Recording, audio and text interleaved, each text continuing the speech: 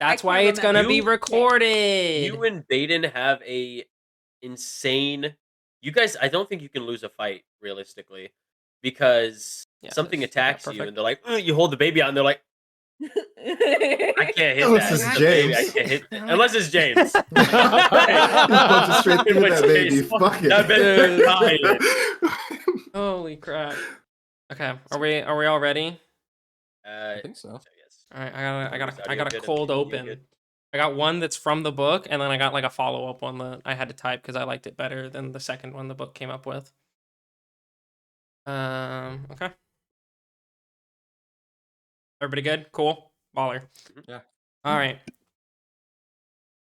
Icewind Dale has become trapped in a perpetual winter. Ferocious blizzards make the mountain pass through the spine of the world exceedingly treacherous, and this land has not felt the warmth of the sun in over 2 years. In fact, the sun no longer appears above the mountains, not even in what should be the height of summer. In this frozen tundra, darkness and bitter cold reign as king and queen. Most Dale residents blame Auril, the Frost Maiden, the god of winter's wrath. The shimmering aurora that weaves across the sky each night is said to be her doing, a potent spell that keeps the sun at bay. Dale folk live in a scattering of settlements known as 10 towns. The drop off in caravans coming from the south and travel between settlements in this never ending winter has left everyone feeling isolated. Although each town has resolved to appease the Frost Maiden, which sacrifices one kind or another. No respite from winter's fury seems forthcoming. For adventurers such as yourselves, 10 Towns is a place to test one's mettle and, in the spirit of heroes who have come before, leave one's mark on this frigid, blighted land.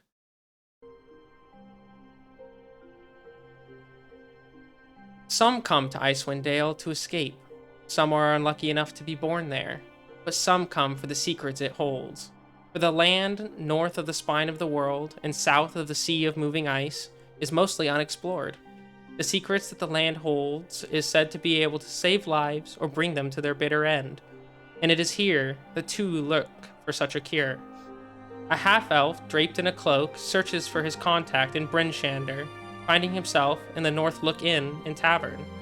Upon walking through the doors, an assortment of individuals, big and small, are seen as this is by far the most frequented tavern by the adventurers of Bryn-Shander. An old human stands behind a bar, serving drinks to what appears to be a man with mushrooms growing from his back and hat, or is his hat the mushroom cap? Behind him are tables both full and empty, with empty mugs and ones half drank, with patrons both drunken and sober alike. But there is one who has been watching you since the moment you walked through the door. And as you lock eyes with the old dwarf sitting in the corner, a snow fox pokes its head out of your satchel, scanning the room and its patrons. And as you make your way across the room, you eventually find your seat across from Helene Trollbane. Right. Baden, flat. You find yourself sitting across from an old shield dwarf. Much older than most see. She's a retired bounty hunter that you have come in contact with, hoping for her vast knowledge on the winter's lands. And this is where you can take it. Yeah. Ask whatever questions you want.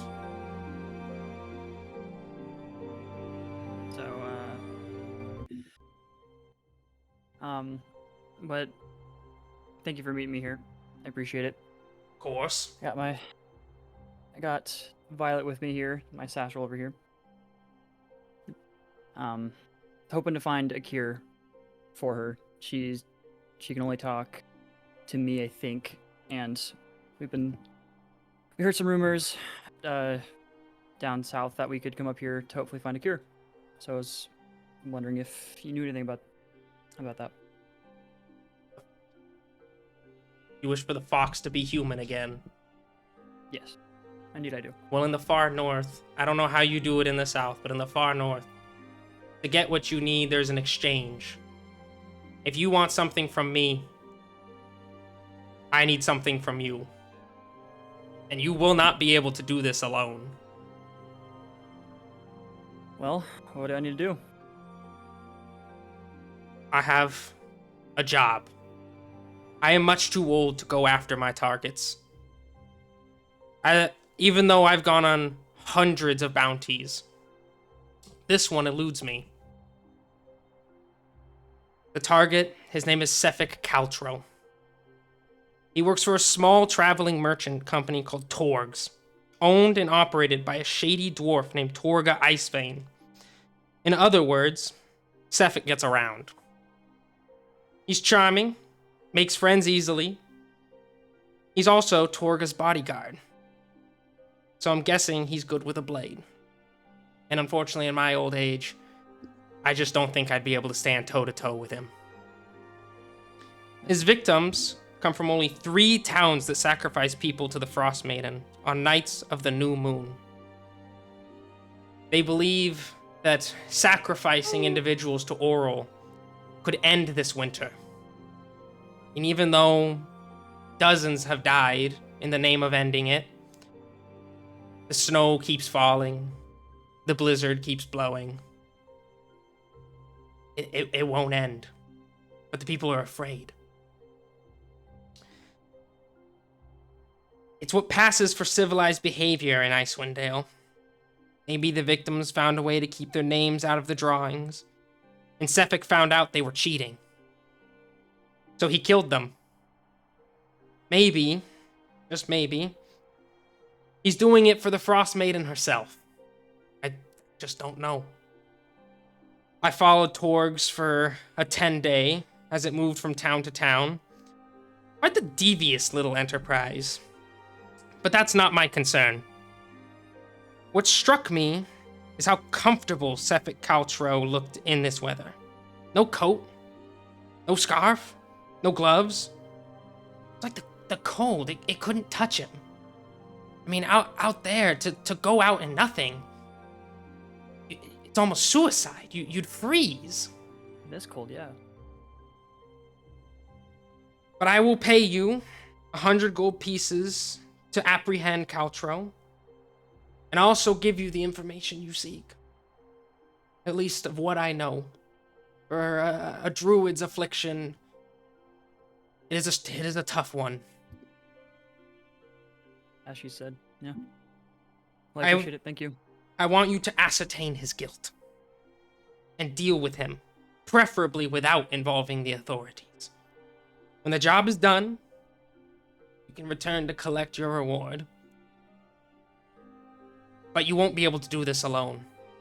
Caltro, he's too slippery. He is too strong. You'll need some muscle. Yeah. Well, looks like I got some recruiting to do. Shouldn't be too. And I'm too bad. sure you can find people within the tavern or even just in the area. Brindshander's it's a big town. Trying to find my next note. Hold on. Give me a second. Well, looks like I'll My play some immersion is music. ruined. Sorry.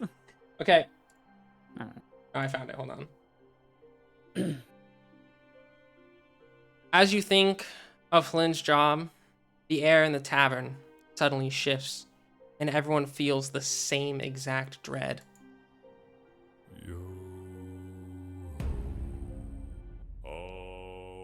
You dare not turn, but you do hear the closing of the door as someone new has walked into the Northlook Tavern. Everybody freezes, but Helene does not blink. Not out of fear, but her own strength. She has seen many battles, and her will is as strong as steel. You turn your head to see one of the largest humanoids you've ever laid your eyes upon. What you believe to be a half-orc with a long, thick beard and tattoos that run down his arms and presumably most of his body. A scar that runs along and deep through his left eye. As he walks, you see the handles of his axes fastened to his belt and battle hammer strapped to his back. As he walks, the boards creak until he sits next to the mushroom man from before. There. That's the muscle you'll be needing, Helen points out. point at me. He said, Marcus, he sat literally That right mushroom next guy? to you. Well, I'll start playing some tunes. See who I can catch. I'm a bard after all. You're gonna try. Just saw the scariest man in your life walk in. You're Yeah. like, I'm gonna whip out the guitar. I'm gonna my guitar. Yeah. Okay. You know. So So you you- catch his eye or something. That's your plan. You just start playing the guitar. Mm. Okay. I don't know if that would be like a check or anything, or if I don't know. James could just take it. See, James, what would your reaction be? What would Bjorn's reaction to the guitar being pulled out? Is he walking up to me with the guitar and trying to fucking swoon me into No. being his? I think that would be better. Or is That'd be he way just funnier. playing it? Aiden, are you? No, I find a seat. You know, I said I get up. I look at this fucking tall ass orc. I am down and start playing my guitar as I find a seat and start playing. Kind of tune. I want to say Wonderwall. On a non-electric guitar? On an acoustic? On an acoustic is crazy. That's the first thing that came to mind. Right? You know what? I do want to make you roll a check for that. Just because I want to see how well you are playing this. What do I roll? This would just be a performance, so it's gonna be a charisma check. Charisma check. Did I roll a d20? Yeah. And then you get if you have a proficiency performance. I need to open that. I have a Yeah, plus me 6. too. Holy shit. So that would be. Wow, I can't do math. 13. 13. Not the greatest performance you've ever made, but it's a pretty good performance of Wonderwall. I mean, if it was on an electric guitar, it probably would have been better. But you got your little like your little acoustic like bard. Yeah. I don't know what the rounded guitars are called. Oh, yeah, I don't know. But you got a pretty decent performance of Wonderwall going in the tavern. You're getting some heads to look. But do you have the orcs attend? That's the real question. Do I? I don't That would be no. No. Bjorn cares little for music of any kind. His bloodthirst had just come to an end as he walked into the tavern, and the fact that a elf of any kind is trying to get anyone's attention does not concern him.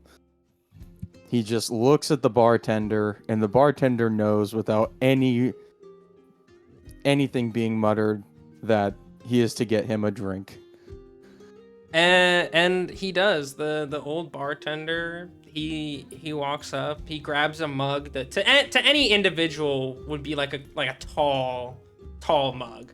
But in Bjorn's hands, I mean, he can just wrap one arm around it and holds it like a shot glass.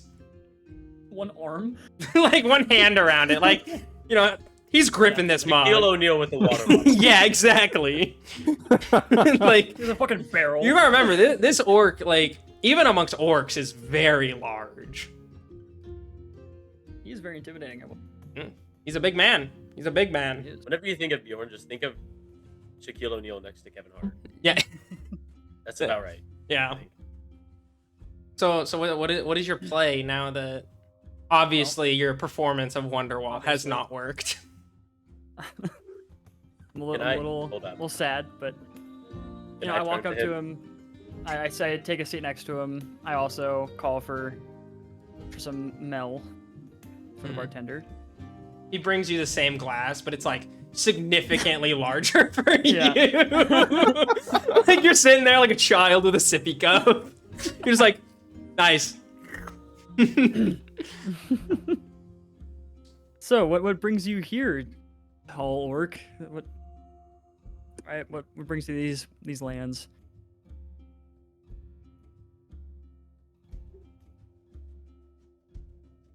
well, your kind should know that the problem with bothering somebody at a bar is that they might not want to be bothered. And you are bothering me. I'm gonna Now, lean forward onto the bar counter to look around Bjorn. I'm gonna look over at him, and yo, this weather, am I right? It's I don't think this is any place with all the innocent people here to get up to such a hasty aggression. Perhaps I can buy you guys the next round, and we can talk like normal people. I'd appreciate that. As I was saying, I chose to sit next to this mushroom man, because the mushroom man did not care to look at me when I came in, did not mind my presence as the rest of you did. Frankly, I was scared. I was under the assumption that a large creature of devastating quality was walking up behind me, and my fight or flight kicked in, and it chose neither. So, like I said, I'd like to buy you guys a drink, and I'll just sit here and enjoy our drink for a while. Free drinks wouldn't be sound good. intimidated. Yeah, and the bartender comes back with another round, one for Mycelio, one for Bjorn, as he's already finished his, shot glass of a drink. And Clat has merely made it halfway through his. So now you just have 1.5 drinks in front of you. Yeah, I can slow them down. Yeah. I've been to a tavern or two. I do enjoy myself a drink. So, But as your conversation, as you're trying to get it kicked off, someone bursts through the doors of the tavern once more. 3 stocky figures, bundled in cold weather garb, stumble in towards you. They have snowshoes slung over their backs and ice picks fastened to their belts, and 2 of them have thick beards. Third holds up a gloved hand and says, through a thick wool scarf and a raspy voice, "Well met! I am Huna, and these are my friends, Korax and Storn. And we need help of anyone who is capable." And these guys they just stumbled in. Like, they've been through hell and back, covered in snow. Like, it's gotten to a point where it's begun to, solidify on their clothing. They're frostbitten from the little bit of their face that you can see. One of them's even missing his nose. So it's just, the cartilage is gone. But they scan the room and walk up to the 3 of you at the bar. Whether you ask for it or not, they decide to miss the cues that Mycelio has pointed out and begin rambling their story. "We are the survivors of a group of dwarves tasked with delivering a sled of iron ingots to Brynshander. A Yeti has surprised us and killed a member of our group. Oh, poor Ubrek. I've never seen him in so many places at once. But there he was. Just too slow. The rest of us fled, and the Yeti tore him limb from limb. And now we need someone to go back and get the sled for us. As payment, we offer each of you a gemstone with 50 gold pieces. The friendship of the dwarves of Icewind Dale can also be a boon in these harsh times. You'll need snowshoes to make the trip in good time."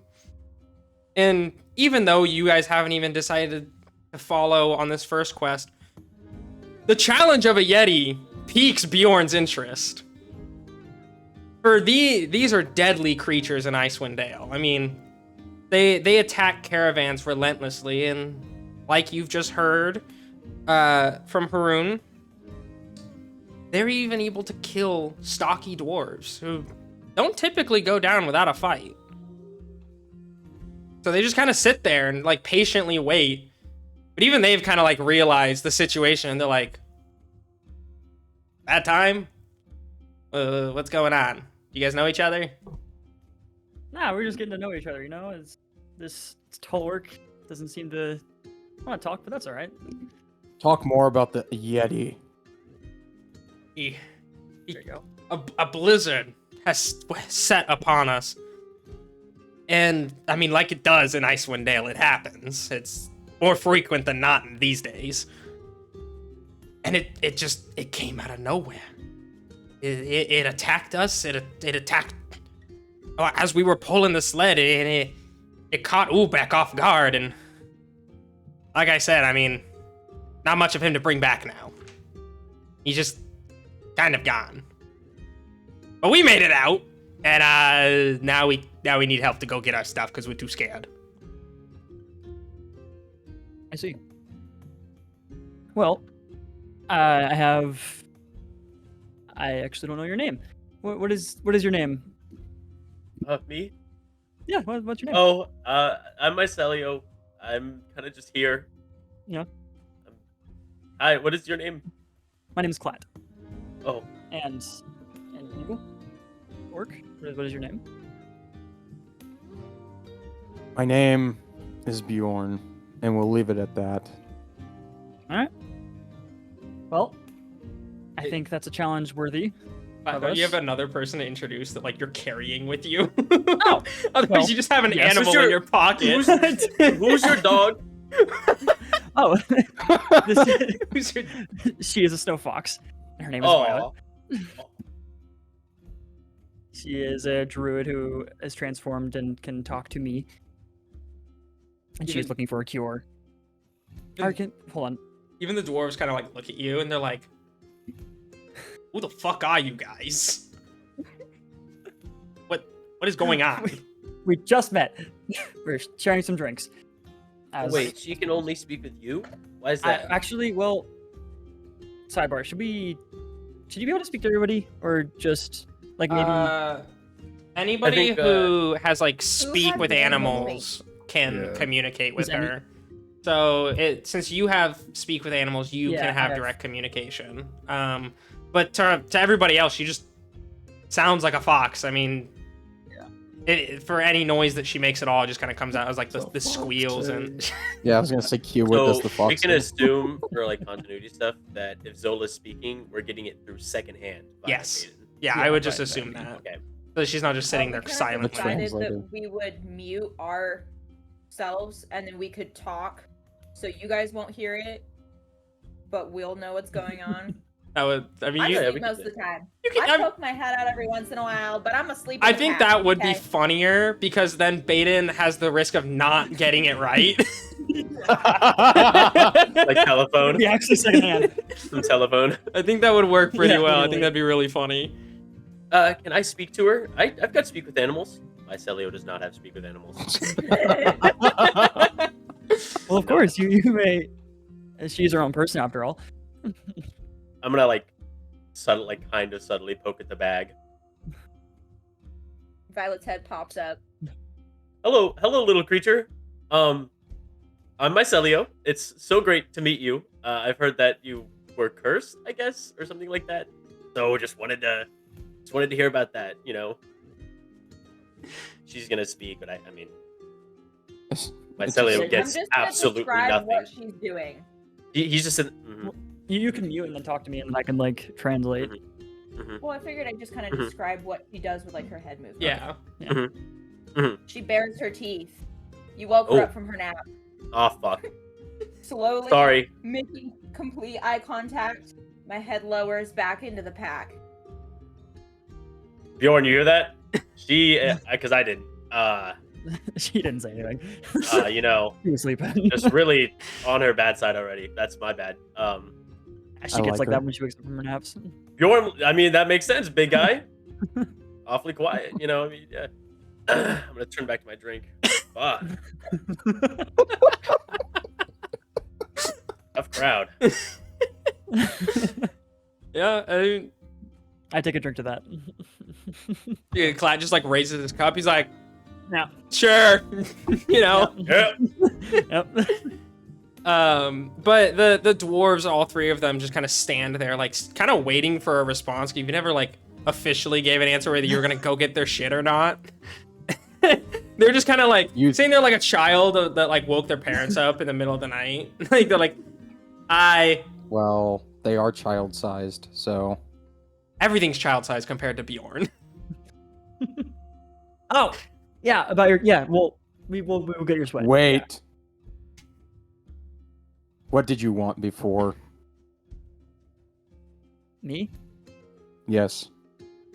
Ah, well, you seemed like such friendly company, so I thought I would come and talk to you. You know, you're very big and strong, and I might need somebody of your stature.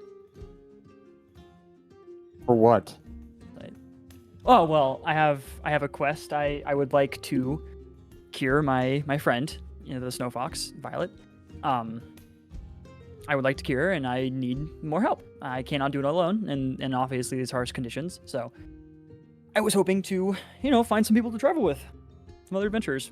And you seemed, very, very big and intimidating. So I thought I'd ask you.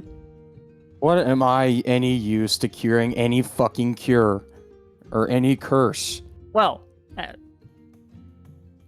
might be fighting along the way. I gotta kill some. What are you holding back? What is might be fighting?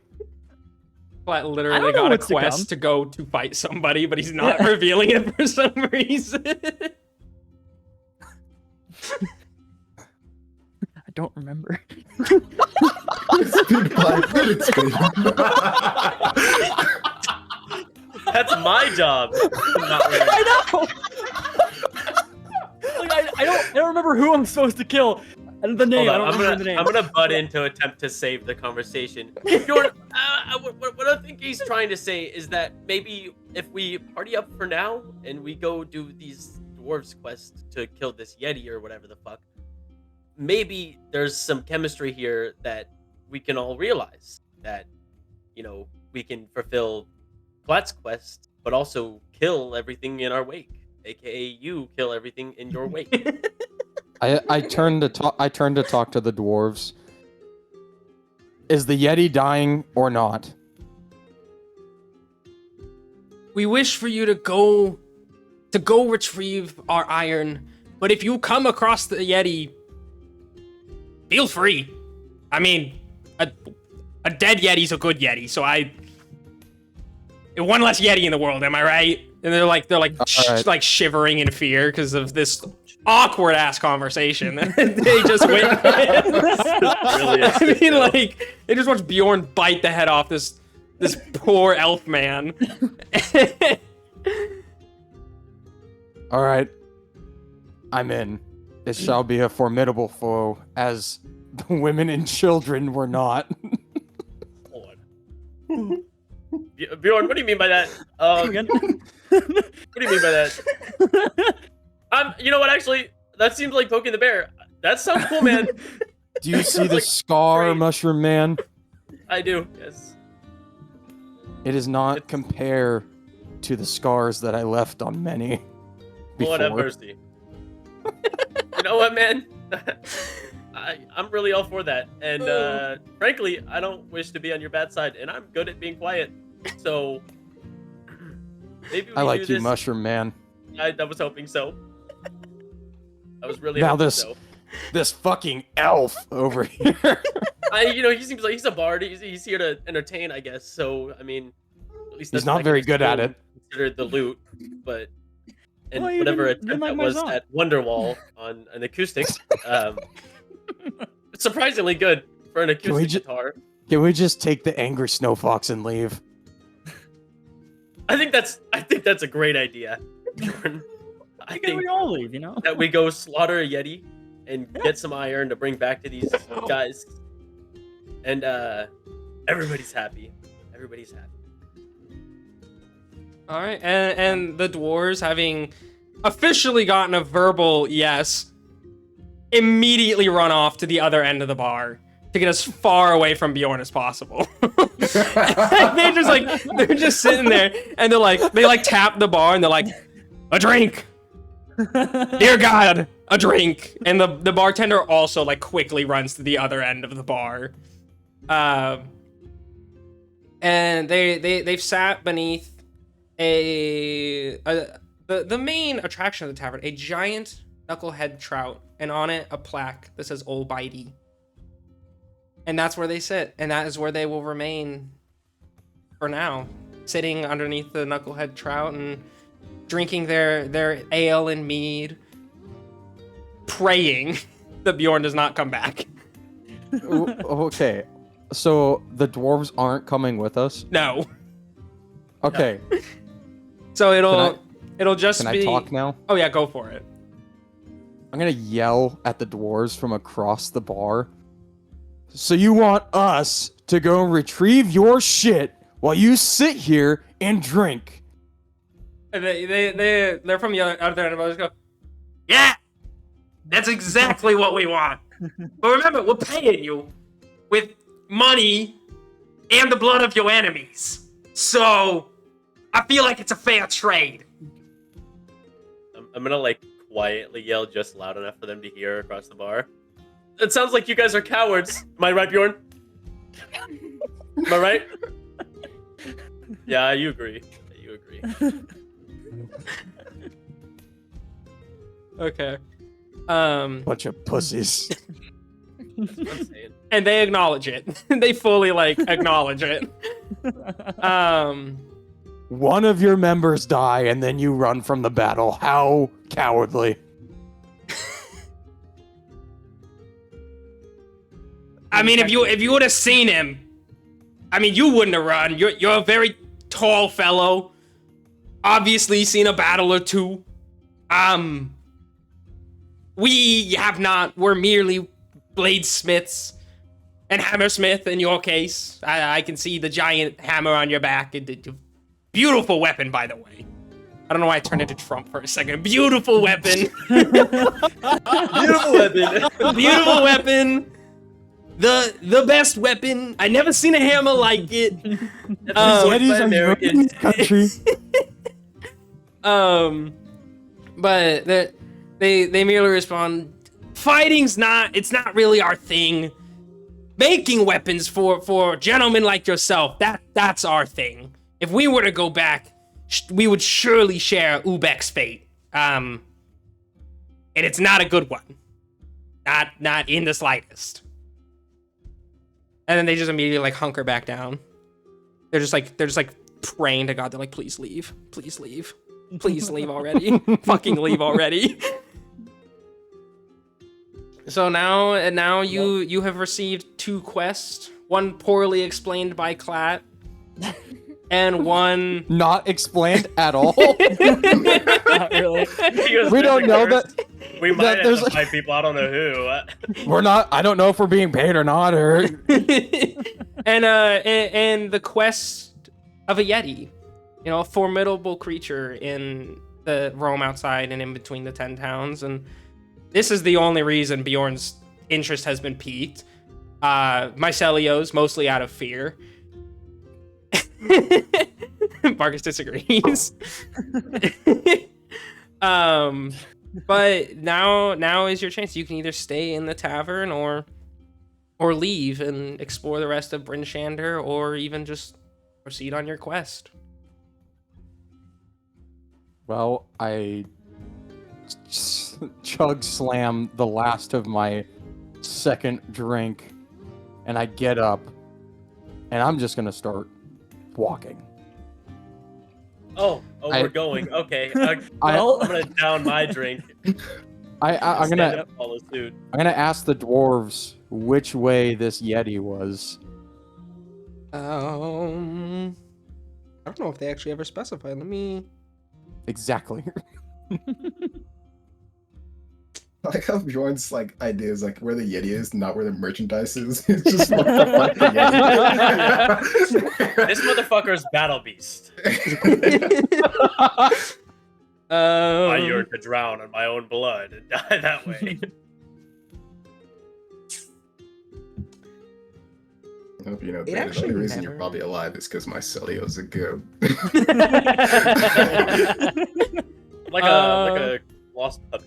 Like he can't hurt me. It You actually wouldn't do never that. picks a direction, so I'm gonna do this. Hold on. Bjorn said, "This guy has some clue what he's doing. Not like this half elf." Can I check my journal and roll to see if I have that information of where Yetis are most common seen? Sure. What do I roll for that? I believe that would just be a nature. Yeah, nature check. Which I is intelligent. It should say on your Yeah. sheet. It's I have plus intelligent. 0. Yeah, should be an intelligence Perception. check. So what do I roll? D20? Yeah, just roll a d20. Yeah. Aren't like all 18? checks and saves 20? Yeah, it's all d20s. Okay, got it. If it's something else, usually it's like a weapon or a spell, and it'll specify what Yeah. dice it is. You said an 18. Yeah. Based off of, because you've been in Bryn Shander for a minute, you've heard tales of a Yeti's territory being off west of the town. So you believe that this is most likely the direction the caravan probably would have been coming from. All right, I'm gonna grab my journal from my bag, and he's gonna pull it out, and it's like a scribbled mess of notes and drawings, and he's flipping through the pages. I'm pretty sure that I heard some townfolk talking about Yetis, and that they kind of reside to the west. I could be wrong, but that's kind of what I have written down. I think. What is that? Is that an A or an E? Anyway, I think we should go west just to start off.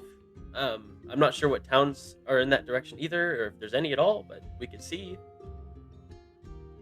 And Yeah, and that's the way you head. You leave the tavern, ready for one of you ready for battle, the other trying to recall his previous quest. A fox in a satchel and a mushroom man in tow. You head off west. Bryn Shander's it's basically a big circle. So you leave out the western gate, and like they'd stated before and how they looked, a blizzard's actively going. I mean, it's hard to see. Your vision is essentially cut in half. So you head through the blizzard, and you travel a few miles, go, and you can't really hear anything because of how loud the wind blows. But eventually you come across tracks, assumably the tracks that the dwarves left on their way. And you travel and travel, trying not to get separated. Some of you colder than others, but I mean with the curse, the cold is sub 30 or sub negative 30. It's as cold as it gets. I mean, you are in terrain most people leave uncharted. There is a check that I know you have to make. What is it? This is the hardest part of the notes, is trying to find where everything is. Mm-hmm. What is Bjorn wearing? Is he also just wearing like the normal?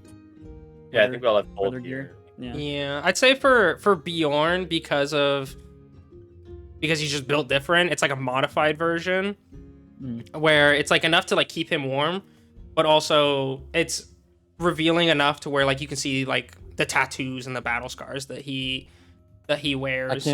He can't have his arms restricted because otherwise the axe and the hammer are fucking nullified. I imagine it's like a few different like weather clothing stitched together.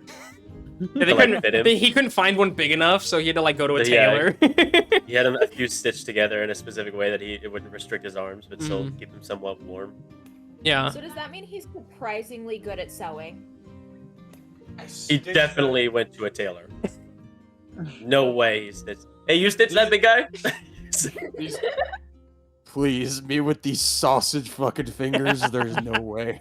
I don't know. I mean, it's big clothing. You could use a big needle. I mean, What's he using, a I javelin? think- Like, what? you know, I bet you had your hands on a spear before. It's about the same thing. Unfortunately, these had to be pieced together from the few, let's call them, things that were in my way on the way here. Yeah. All right, big guy. All right. Loud and clear. But as you crest a snow-covered ridge, and you see a frozen, dismembered corpse in the distance. He lays in front of you, except it's a little bit here, a little bit there. Definitely not in one piece. And you assume that these are part of the remains of the dwarf Ubek, his friends abandoned, and a streak of blood heads further into the storm, followed by the tracks as they get lighter and lighter and lighter, because as more time has passed, the snow has begun to fill them. So you race down as quickly as you can. Until I'm gonna wake Violet. Violet, we could use your expertise in tracking at the moment. Violet pokes her nose out, growls, and hops out of the pack. Runs off into the snow, unable to see after more than a few feet. Using her nose as her guide, she runs ahead. After about 30 minutes, she runs back.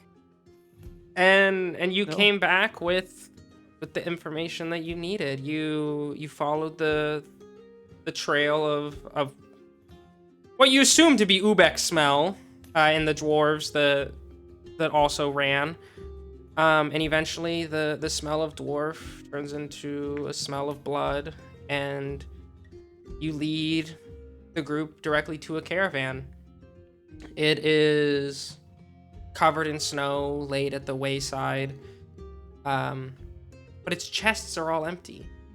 The bags have been plundered, and no Yeti to be found. But further through the snow, you do see a figure, crouched down, examining what's left of the tracks and blood. He dips his hand into a streak of red, trying to determine how much snow has fallen, how much time has passed since this blood was spilled. And he slowly retracts his fingers back into his cloak before turning and seeing the party standing there. Before you is another high elf.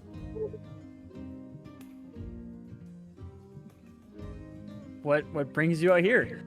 Who the fuck are you? Hunting. Don't. There's a foe on the prowl. A Yeti. It seems. Do you know What are you guys doing out here? He Yeti. happened to also be searching for the Yeti. He's a man of simple words. You gotta bear with Yeah. him. We are after the Yeti. And potentially the spoils of the dwarves that we need to retrieve. I see. So which way is he? You guys all you look around and you see tracks that you assume to be belonging to the dwarf. But no Yeti tracks. Is the snow has covered them up. But there is a third set of tracks. Humanoid. There was about 6 of them. Or no, 3 of them, sorry. There were 3 different sets of tracks. One of which dwarf, and the other that remains belonging to 3 individuals of humanoid, smaller humanoid. Not human, not elf. Most certainly not belonging to Bjorn. And they're going off in a separate direction, with the third set of track being a sled. It looks like whoever was here in between Lucian catching up, or before Lucian caught up and before the party caught up, was a third set of individuals, which would explain the plundered chests, the empty bags, and no iron ingots to be found. You assume the Yeti has made his way.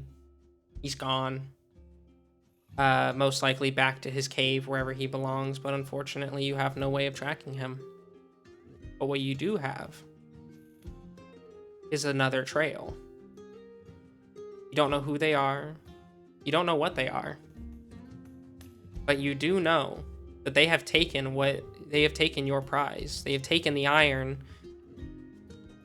and you can choose to go after them, or you can choose to go back. I mean, the Yeti is gone. There's not really much more. You can turn around, or you could make these new individuals your victims. Or you could just steal it back. There are very many options here. But Well, There's only one option. Do we want to note this fella first? He's kind of just a stranger. I don't know if we should like believe anything he says before we like talk to him a little bit. Kind of When just met him in you're the blizzard. When you're as big as I am, people are truthful. I can see that. I can see why. Yeah. What's your name, stranger? My name? Lucian. What about you? I'm Mycelio, and this is Bjorn. He is a great friend of mine. Wonderful friend of mine. and I'm glad. So don't mess with any of us. What's up with the little fox down there? Oh, the dog? She's a druid turned snow fox, and she is telling me we should go after the sled. She would like to murder these fools who've taken our prize. What actually, Your prize. what the fox actually For- says. Bjorn, she's just like you. Just a little bit smaller. Just like you. Just a bit small. I think she's right there. I think that we do follow these guys, and potentially, Bjorn, we could find the Yeti on the way. You never know. Say you, Bjorn. Why are we not walking? Okay. All right. I thought that would take more convincing.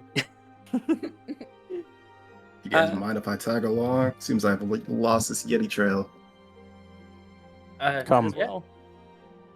No. And you begin your trek. You follow the new set of tracks, and you just begin to walk further and further out into the tundra. I want everybody for me to make a survival wisdom. Survival. So it's survival check. It is wisdom, is where it's under. Also, like 20. Are most of these just a D20, D20, right? Oh, They're all Yeah. d20s. Any check you do is going to be a d20, Okay. and then you just add whatever your proficiency is. So if you're I got a proficient 7. in, I rolled a 7, but I have a -1 in wisdom, so it's 6. okay, I rolled a 16 plus 1, so 17. okay, Nice. I rolled a dirty 20. nice. A 19 plus Damn. was. Nice. Honey, what'd you roll? 10. Okay. Yeah, it was +2. So 3 of you are unable to discern how long these tracks were made and who they belong to, but 2 of you, Mycelio and Lucian, are able to observe the tracks and tell these are fairly fresh. They're made about 30 minutes ago. And individuals pulling a sled can be very easily caught up to, especially in a blizzard like this. But you also, Mycelio, your knowledge of the flora and fauna of the world, among your research, you've discerned these as goblin tracks. What they're doing out here, you do not know. Why they would have taken the ingots, you assume out of greed. But what all you know is these are goblins and they're close. I'm gonna So scour does, through like- my notebook, just like flip through the pages. You can see on a few of them that there's like just a footprint drawn with like a small description scribbled in, and I like hold it down to the footprint. I'm like, I'm pretty sure these are goblins, unless I drew this wrong, which there's a chance, but I'm pretty sure these are goblins. That would explain stealing the ingots, despite a yeti being here not that long ago. Their greed sickens me. So, I think yeah, goblins, and it's probably more than 3 back wherever they went. They run in droves. So, Bjorn, You gotta- that's blood for your axe. Axe? Says Correct. I love that you got offended by axe singular. Lucian, do you agree? You seem to know your way around tracks. You think these are goblin tracks? Yeah, just a few goblins not too far out, it seems. All right. And as you walk farther and farther across hill and snow, you eventually see further out. You've caught the sled. As their assumption, you have been following goblins. Six goblins groan and grunt and curse loudly as they haul the bulky sled to what appears to be a 20-foot tall wagon parked in the snow. Harnessed to this conveyance are 2 roaring polar bears that definitely do not look happy. And the goblins, they pull and they heave and they curse and these stupid iron goblins? ingots. These stupid iron ingots. I can't believe they sent us out to get these. Stupid hook. Why she have to spot these? And they just bicker back and forth. And they still have a ways to go before getting this tall wagon. And the only reason you can see it is because it's immense height, and at the top are torches. But also at the top, from what you see through the snow, is another goblin with a hawk perched on her arm. Assuming what you heard, this is the hawk they're talking about. Goblins are known to use hawks as scouts, so the hawk must have been sent out and must have spotted the caravan either during the Yeti attack or after. But either way, the goblins have taken the plunder that you were sent to retrieve. Now, how you get it back, it's completely up to you. But at this point, the goblins have not seen you, as between how loud they are, the noise of the storm, they have no idea that 5 individuals are following close in tow and getting closer by the second. question: are they speaking in Goblin or are they speaking Common? They're speaking common. They're just... Why other languages are useful displays? They're useless. Point of having. Do you speak goblin? I do. I Why? do. I don't know. Do you want them to be speaking goblin? I don't care. I don't care. I mean, they could just start cursing in goblin. I personally don't speak goblin, so I can't exactly get creative with it. That's fine. Are we close to that tower at all, or is that like Yeah, off like in the how- distance? So between you and the goblins is about 60 feet, and then about 60 feet ahead of them is the tower.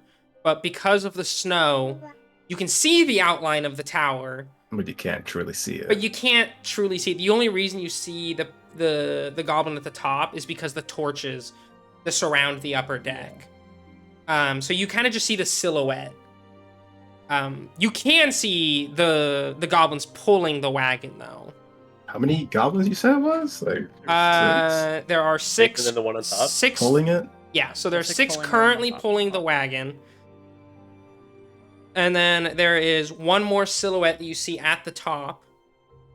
And then you see, well, I guess you more hear the angry polar bears that are attached to the front of the tall wagon.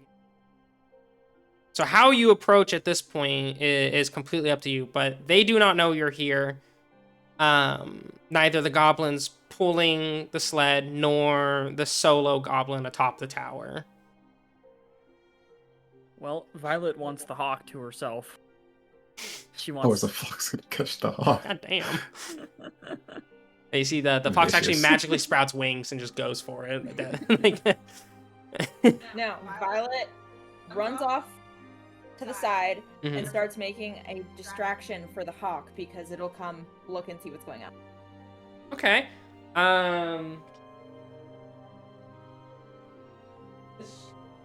Do a performance check, which is charisma.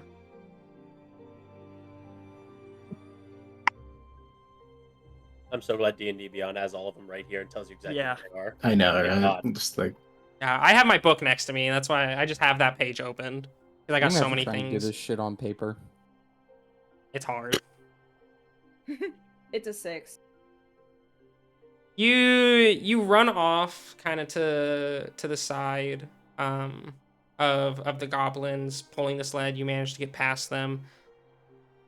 And you try to make a distraction, but because of the snow and you're not really loud enough to, and you're also a snow fox, so you blend into the environment. The hawk doesn't know you're there. He's just sitting atop with the other goblin, and they're just they're just waiting until their friends return. So they're not moving, they're just sitting there. No, the tower itself No, is the- not moving. The sled is Yeah, moving. sled is. Yeah. Mm. Yeah, so one of them's Okay. moving, one of them is not. Well, I think I know what Bjorn wants to do. And alright, what's the plan, guys? It seems like there's some goblins pulling this, and there's one in this tower up there. I do have a Plan. longbow. Clat, how can you ask Violet how confident she is of making a deeper growling sound? Perhaps Growling to sound? imitate a yeti?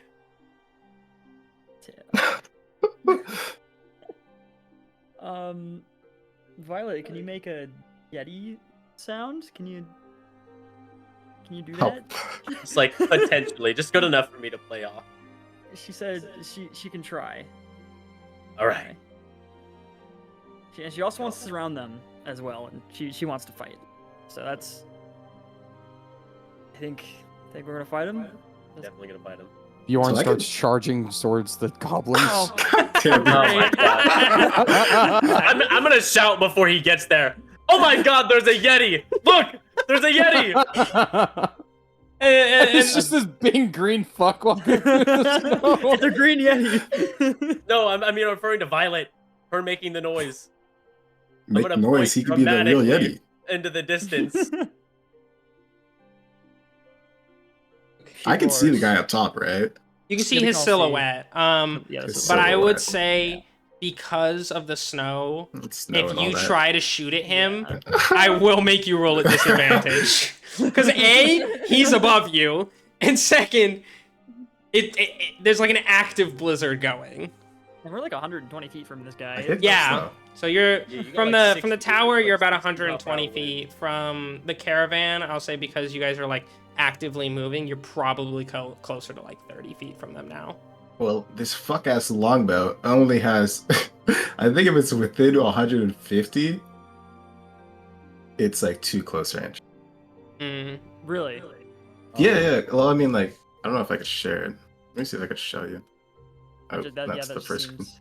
Because look at this thing. It says 150 to 600 is the range. Feet? Yeah. Yeah, So yeah, you're like actively too close. Yeah, That's you're what I'm just actively saying. too close. That's That's actually really longbow can funny. still be used at close range, just not as effective. yeah. I just don't know what would happen if I did Maybe, hit within 150. maybe it's just a disadvantage, or maybe it's That's what I was thinking. It's like Or too maybe you close take, to be like- like optimal. yeah, probably. So is Bjorn just slaughterhousing these motherfuckers? or- Bjorn's just Well, running you're actively in. sprinting toward them. I Yeah. tried to catch their attention and have them look. all I'm away. yelling while I'm running over there is kill, kill. Oh, And No and they surprises. and they hear you and they turn. And now everybody needs to roll for initiative. What Okay, is so we all that? see Is us. that a D20? That's just a D20, yeah. Is there a modifier that you add to initiative? Fucker. I'm going last. I got an 8 I rolled a plus three. 5. Is there a 13. modifier? What? Oh, wait, What is initiative. the? Yeah, it's your dex. It's the same as your dex. It's right next to your armor class in the initiative. Yeah. So I got a 12. I gotta roll Right next to your for armor class. all 6 of these goblins. Oh, You're right. I rolled a 5. Is that after Yeah. the? Oh no. What I'm did you going roll last. normally? Did you roll 3? What I is rolled a that? 3, Yeah. Yeah. My 18 and 19 are already like getting shouted out. So what? 5. I got a 12. Zola got an 11. I got a 9. 9. I got a 13. 1, 2, 3, 4. All pretty close. Plus 5 to initiative is kind of disgusting, by the way. Okay. You get plus 5? I have Okay. 20. I have 20 decks. So. Jesus Christ. Oh wait, do you do plus? So that would be. Is it not plus initiative? Yeah, is it not plus initiative? What do you mean? Well, there's the armor, next- there's armor class and then there's initiative plus 2. Right next to it. Yeah, that plus 2 is from your dexterity Oh, because you have 14 or 15 decks. Yeah. I guess. Well, my dexterity says plus 4, but my initiative says plus 2, so I don't know. I think it might be slightly different. That's just something we'll have to look up later. But Mine's the exact same. that might just be My like a dex is- coincidence. Plus 4. And Um, plus 2. No. Look at your the one above it. Like where you see like all those numbers. Yeah, look to the left. You go to dexterity. Yeah. It says plus 2. Then what's? Oh, That's saving so. throw. Oh, yeah, okay, that's the got it, saving okay. throw. Yeah, that's for so, saving. Yeah, okay. So yeah, 12.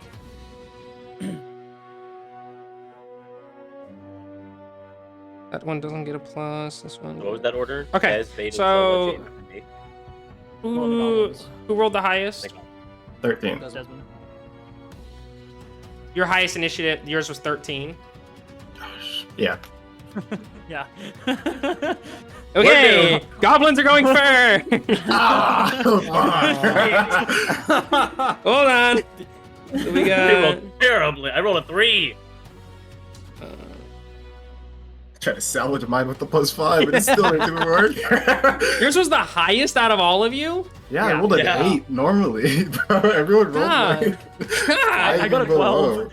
Okay. I rolled 10. So Lucian rolled a 13. You having to write these down? Yeah, I'm writing the like full order. The order. Okay, who rolled next? That would be me. Baden, what did you roll? 12. I rolled a 12. Uh,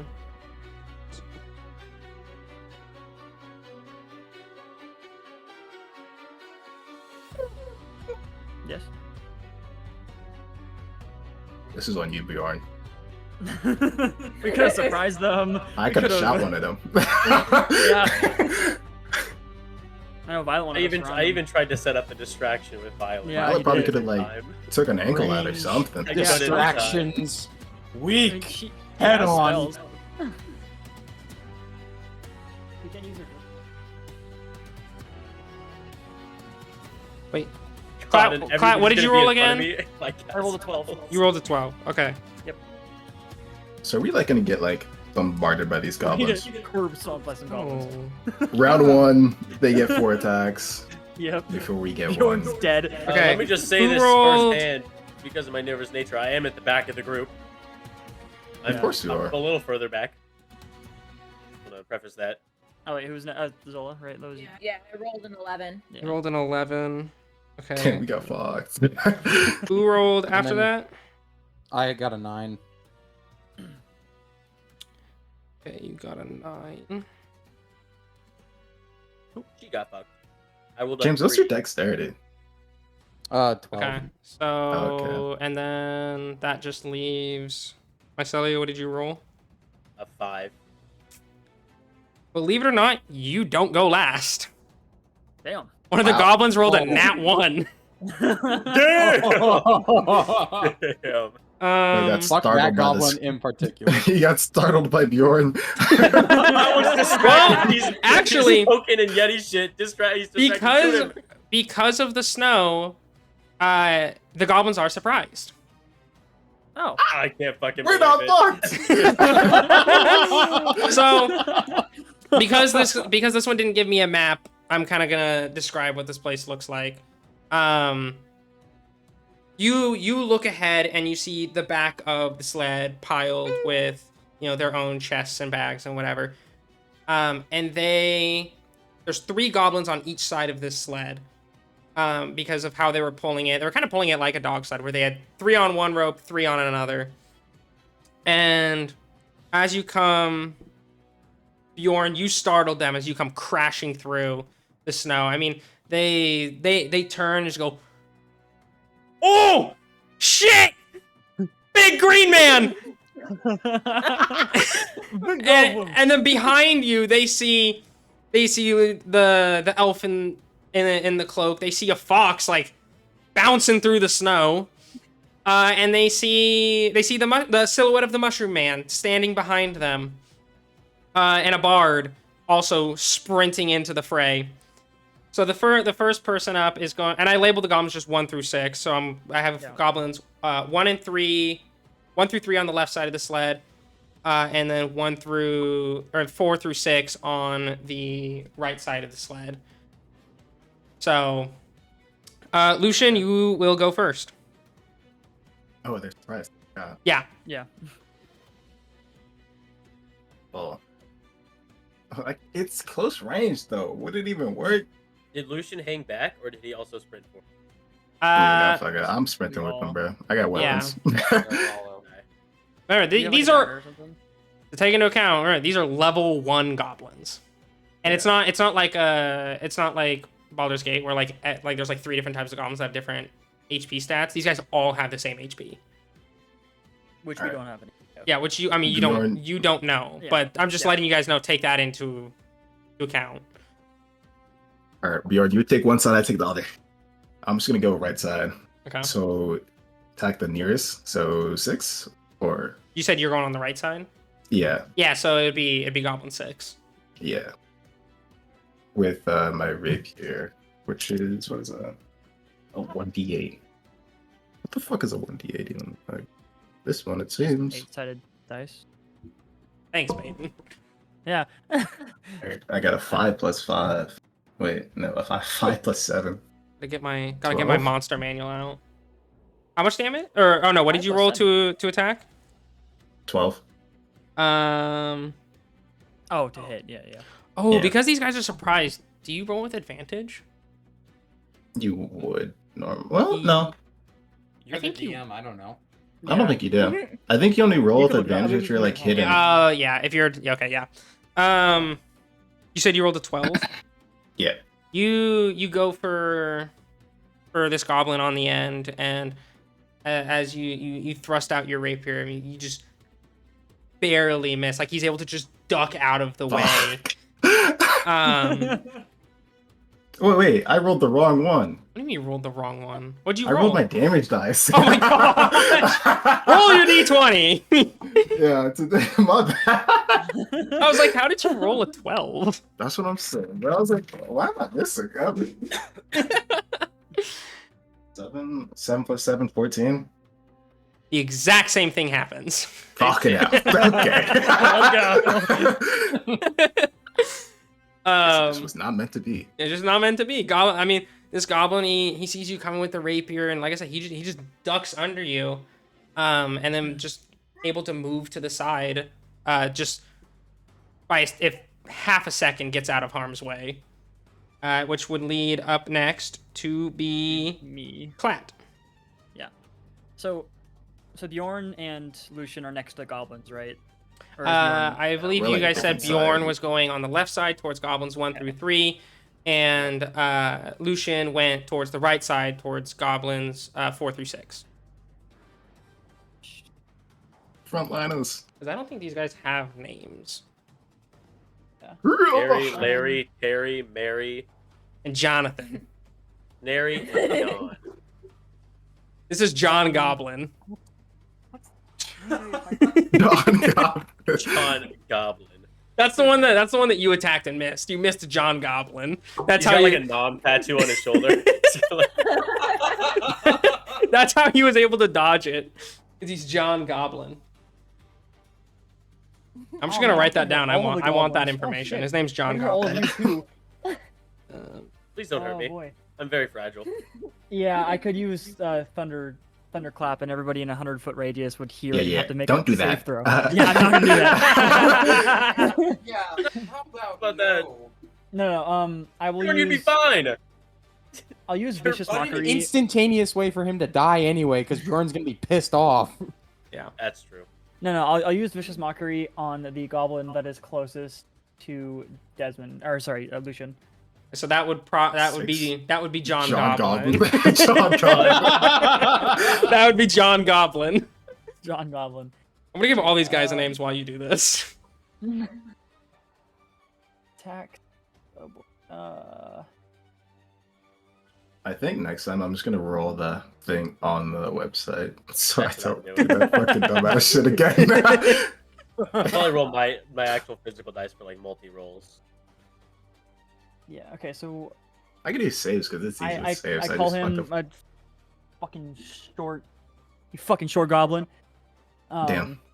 Hold up, let me look up goblin slurs.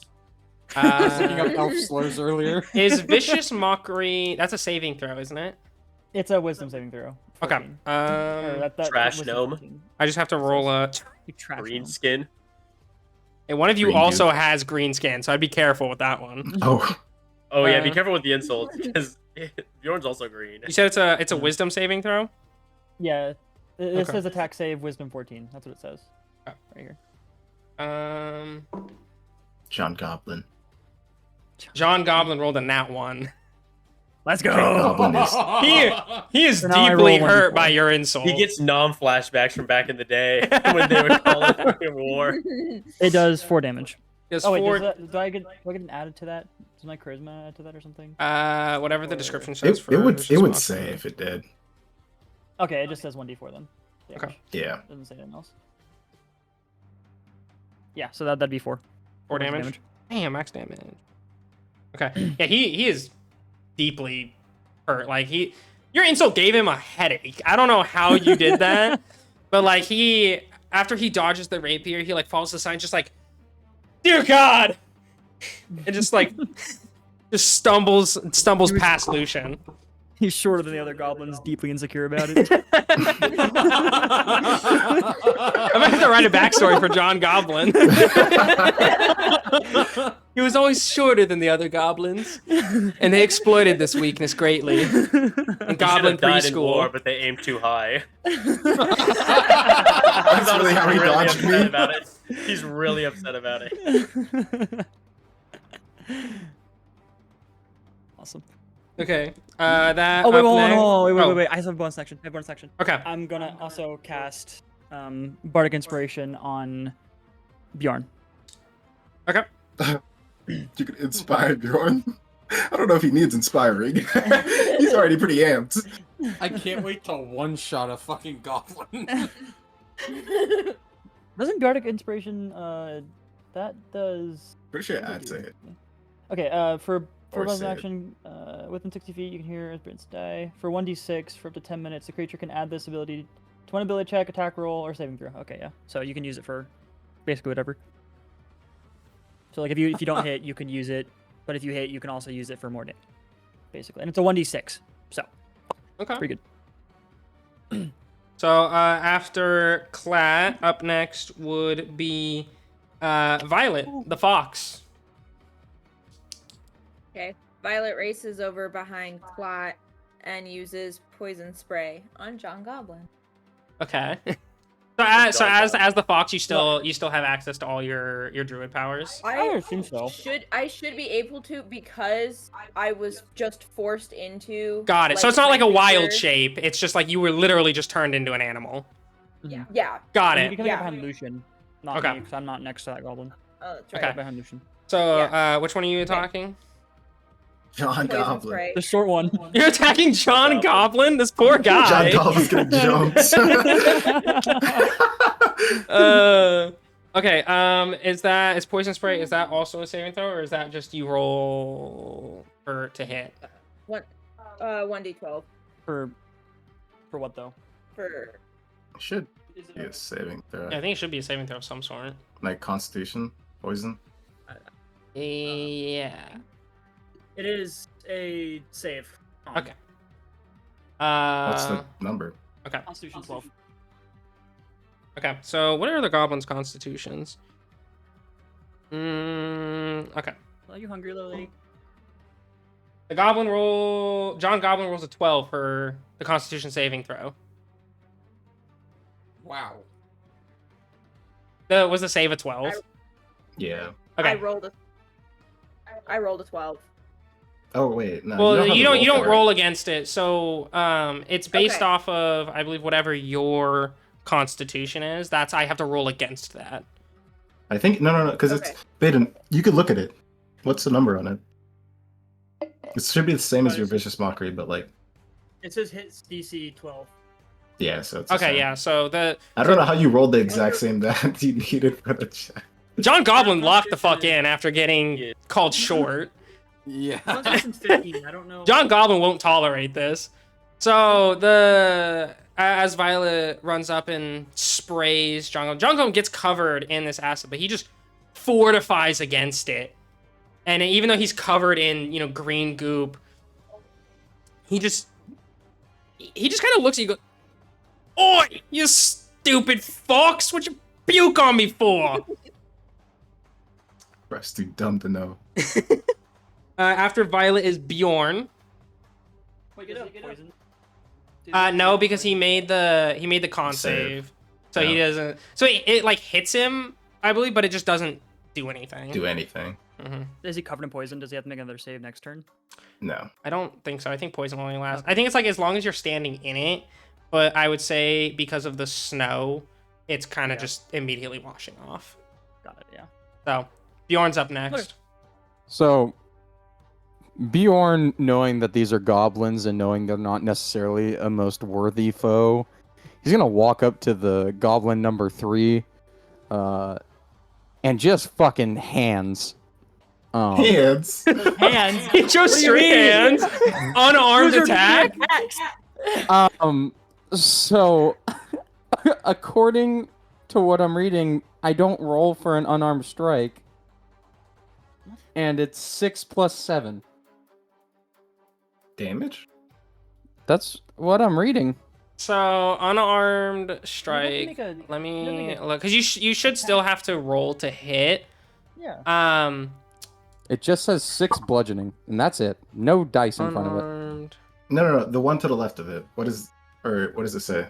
Plus 7. Okay, so An you unarmed roll a strike- 1d20 plus 7.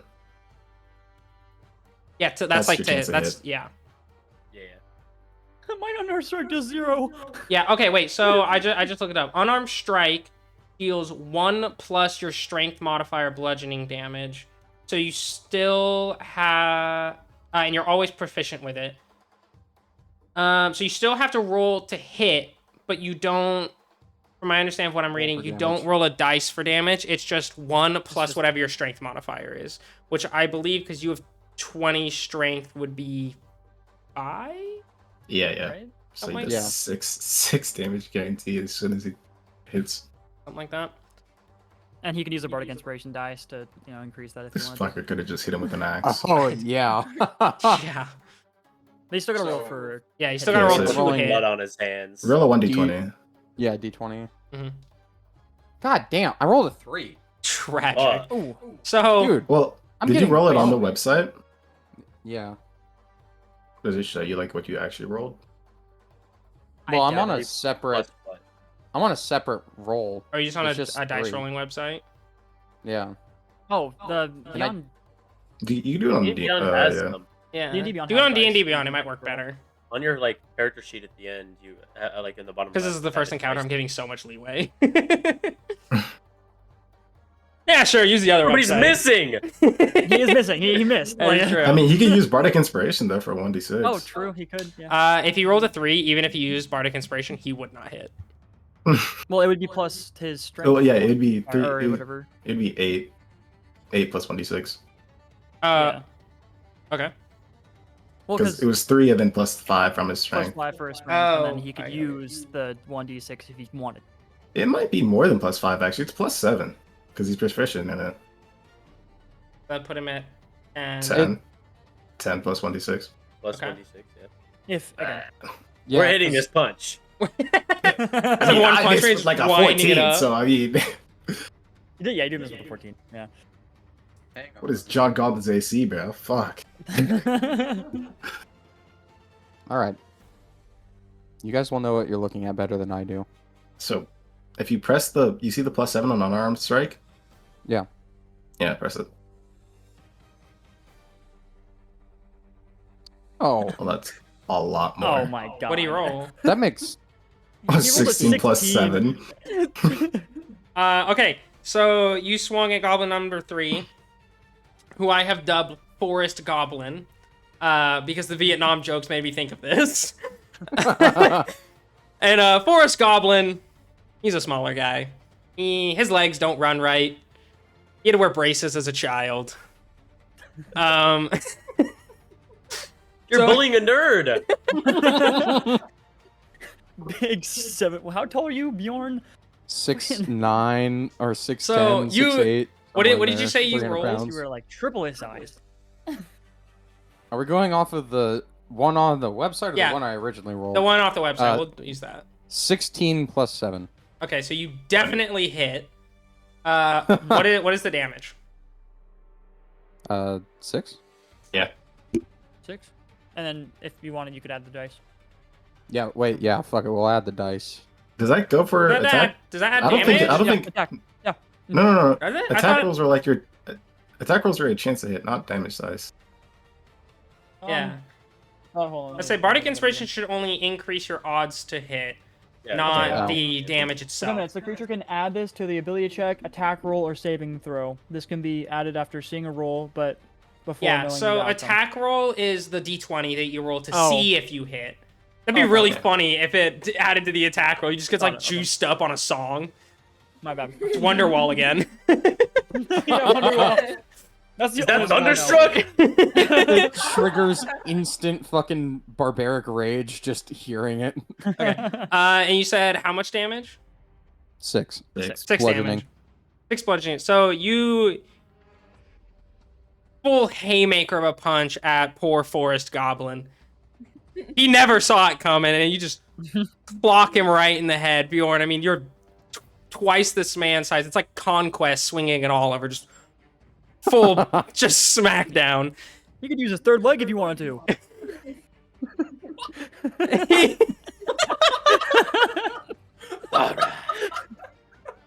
How did we get here? Now, Forest Goblin somehow fortifies, and he hits the ground after being struck. He's still alive, but oh so barely.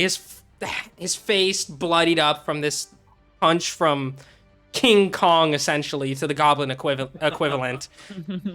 And he hits the ground, and he kind of musters the strength to stand back up. He's still in the fight, but you put this man through the ringer. Which goes up to... Whose turn is it next? Should be Mycelio's Marcus's, right? turn. Yeah, Mycelius. Where are you location-wise, so we kind of just have a frame of reference? I would say like 15 feet behind Bjorn. Okay. Like I'm a little bit further back.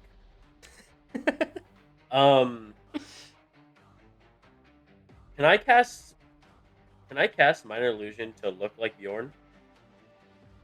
I Is that think how Minor Minor Illusion Illusion has to be a Is it just small... objects? Well, I think This is minor just illusion has epic. to be a small object or animal because it's minor That is illusion. fucking cute. Never Yeah. mind. Yeah, you That'd be just really add- funny though if you could. I'm gonna cast Shocking Grasp and sprint at John Goblin.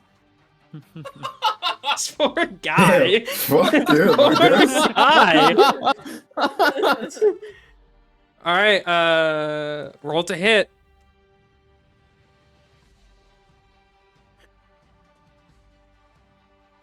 Seven.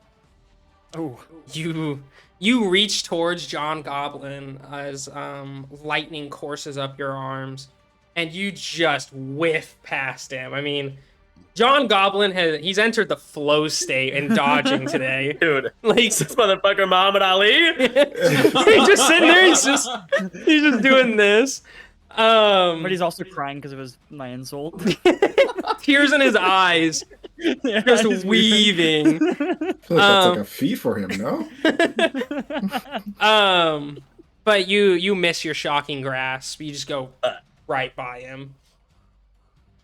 Which after we go back up around, and now the goblins get to attack. So, Two.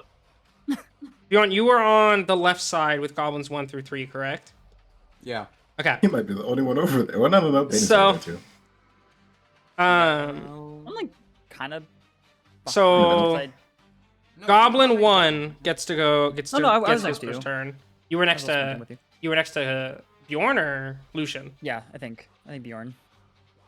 I But think you, I'd be, like, behind no, you'd be Bjorn. on the right side No. because you attacked John Goblin. Well, I used vicious mockery. I didn't. Oh, I I guess, didn't actually yeah. attack. Okay. So Goblin 1 gets to go first, who I have dubbed Gob Koniki.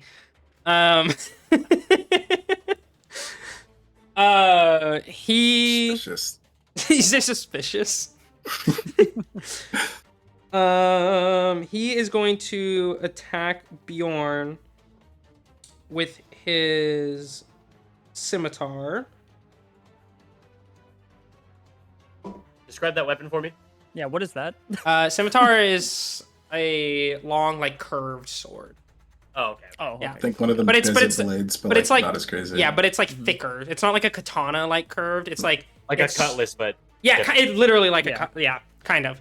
Cutlass, but um, like But thicker. deserty, Yeah. not pirate. yeah, themed. Desert Cutters. not Yeah. pirate. Gob Koniki absolutely whiffs Bjorn while We all rolling suck. a natural 1. Oh my god. God. we all suck. Gob Koniki whiffs. I mean, he goes for the swing. And just to make it more entertaining, I would say he swings at Bjorn, and Bjorn just fucking catches his sword. Look at his fingers. Just not even like catches it and like cuts his hand. Like he just catches it and it just gives him like the death stare. Gob Koniki's terrified. But no, he's just standing in front of Bjorn. But at his side is Goblin 2, who I have named Bink. Bink runs to rescue his friend from Bjorn. Bink's gonna be the one we actually hit eviscerate. Bink goes to save his friend, and he also swings his scimitar on the opposite side of Bjorn, where Bjorn pulls out his other arm and also catches the scimitar. He rolled in that one. No way. Snake eyes for the goblin is crazy. Both Gob Koniki and Bink swing their scimitars towards Bjorn's middle, and he just catches both of them. I'm standing there. We're so bad. And everybody's just looking at like this behemoth of a creature, and it's just terrified because now both Gob Koniki and Bink are very close to being within striking range. Up next, the hero of the goblins, John Goblin. He has dodged attacks. He's taken insults, and now he goes for the man who insulted his stature, his height, his one insecurity. And he runs at Does Desmond have attack of opportunity? Oh, I guess you are farther away. Yeah. I'd say yeah. Right, Desmond? Yeah. You would have- Yeah, I'd say John Goblin wants to go He wants for it that he badly. wants it that badly. Yeah, he has weave, to be fair. He's been insulted, and he thinks that he can dodge whatever Lucian throws at me. He's dodged 2 attacks so far. Yeah. He's dodged a rapier, and he's stood against poison, and he rolled a 14. runs. That's shocking hands. He runs it at Clat. So, Lucian, you're gonna need to roll for your opportunity attack against him because you were standing next to him. Yeah, I rolled a 14, so I'm pretty sure I miss again. You do miss again. You have not learned from your mistake. And you swing your rapier and just right over his head. I mean, like, you've basically cut hairs off him. You've given this man a haircut. This You just fucker. paper three times in a row, gang. And John Goblin sprints at Clat, swinging his scimitar, Oh no. and he rolls a 10. Ooh! Yeah! I don't get hit. I have an armor class of 13. So John Goblin, in his rage, he's blinded, and he just swings forward and he goes too short. He doesn't get close enough. Which brings us back to Lucian's turn. Well, fuck John Goblin, 'cause that guy's fucking Neo. So, we're going for Goblin 5 now. All right, you swing at Goblin 5. Wait. So I have the rapier, right? And Yes. then I also have 2 hand axes. Does it cost actions to like Swap weapon. swap them? I don't believe so. We can look. But then I wouldn't have my Might as well. shield. Let me How many look. weapons do you have? 4 if you include my bow. Oh. 5 if you include the shield. I have a pot. You know what? Good shit, man. I have a shovel too and Tinker's tools. But... Do I even want to roll this fucking hand axe? But then I have 2 chances to miss. Think about it. Yeah, I also have 4 weapons. No. In D&D, it does not cost an action to swap a weapon. That's a Baldur's Gate thing only. Nice. Alright. So I think I'm gonna swing my 2 hand axes, put the shield away, you know? Type shit, type beat. Do you have to put the shield away because you're dual wielding out of sim? Yeah, I assume so. Yeah, but again, it doesn't really. I mean, if it's Yeah. a small shield that like sits on your arm, I guess. Technically, yeah. Alright, well, I'm swinging both these hand axes at this fucker. At Goblin 5. Yeah. All right, Is you that chose Goblin's name? you've chosen to swing at Billy. Oh no. Billy's getting it this time. All right, what do you roll to attack? Okay, the first one rolled a 23. Second one rolled a 16. Both of those hit. Yes! Billy. All right, roll for Billy's damage. dead. Billy's dead. Is it full damage for Yeah. both strikes or is it like a? He'd No. roll. The second, the offhand doesn't hit as hard. Yeah. I don't Yeah, think. I thought Offhand doesn't I get was gonna the say bonus. they each have their own roll stat. Yeah, so I rolled a 6 and a 3. How would you like to kill Billy? like I just want to just like hit him with that For Honor brutality type shit. Just cleave his head. Just God. and that's how you do it. You run towards Billy. I would say the youngest of the goblins. This is his first. This is his first no. fight ever. And First to wow. and as you go as for you run up to Billy, you sheathe your rapier, you put your shield on your back, and you spin out 2 hand axes, and you just cleave. And where once stood Billy is now a headless torso. We made a fountain of blood. And blood sprays, and Billy falls to the ground, dead. And all the goblins look, as Billy was their favorite. They cherished Billy. Hell no. Keyword is John blood. Goblin turns and just goes, Billy! angry, absolutely infuriated. You empowered John Goblin even more. Oh my god. Okay. Now Call it a success. that was Look Lucian. who's showing off now, Bjorn.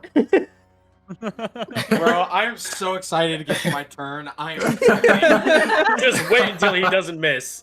Uh, I Up just next- figured out some shit I could do. I'm so hyped. Up next is Forest Goblin, so he's gonna be next to Bjorn. And as Forest Goblin sees Bjorn just holding on to these two scimitars, the Gob Koniki and Bink have swung at him. Forest Goblin sprints down the middle with his. There's a 5 hit. I have an armor class of 14, if that matters. So no. So no, it does not hit. Wait, So that third leg Baden was talking about. So Forest Goblin sprints at you with his scimitar, and after he watched you catch both Bink and Gob Koniki scimitars, you just give the meanest look, and he swings while closing his eyes, and just cuts right in front of you, and he looks up as his scimitar has hit nothing but the snow.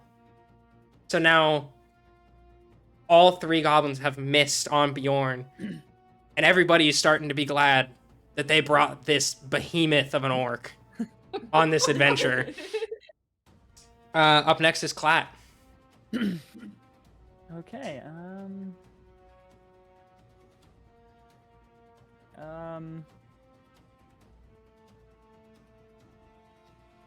Kick him while he's down. Hit him. I'm gonna also use vicious mockery on John Goblin. Or John Goblin. You're so sure you can't even fucking hit me. All right. Double down. What is it? A save? Is it a? 14. I'm pretty sure it's Well, no. What type of save? Is it a Wisdom. con or it's a wisdom save? Okay. wisdom. John Goblin rolls a 10.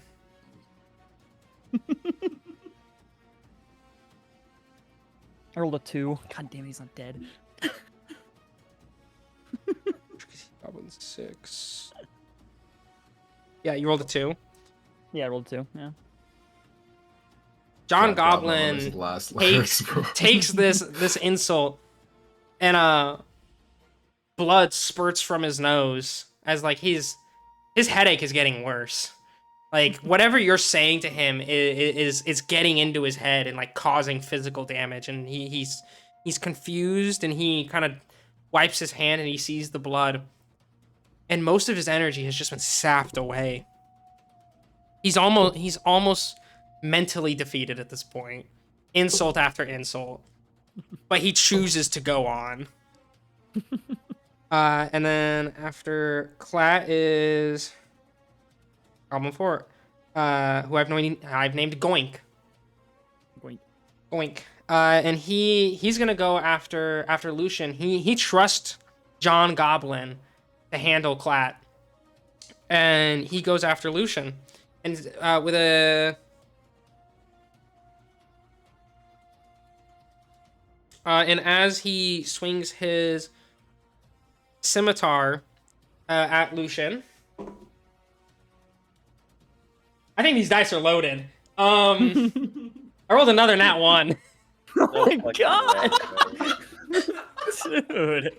I'm not even kidding. Like, he's got to be loaded dice. Goink swings at Lucian, and Lucian, you just dodge with ease. I mean, like, this goblin wasn't even close to hitting you. You just kind of do like your own, like you've entered your own flow state. You just kind of like I can pass the reach you, Bjorn. scimitar by. Instant transmission sidestep. And then after Goink, it's back to Violet. Who's distracted by a small child who, for some reason, is in the same blizzard we are. I don't know why she's there. The ghost.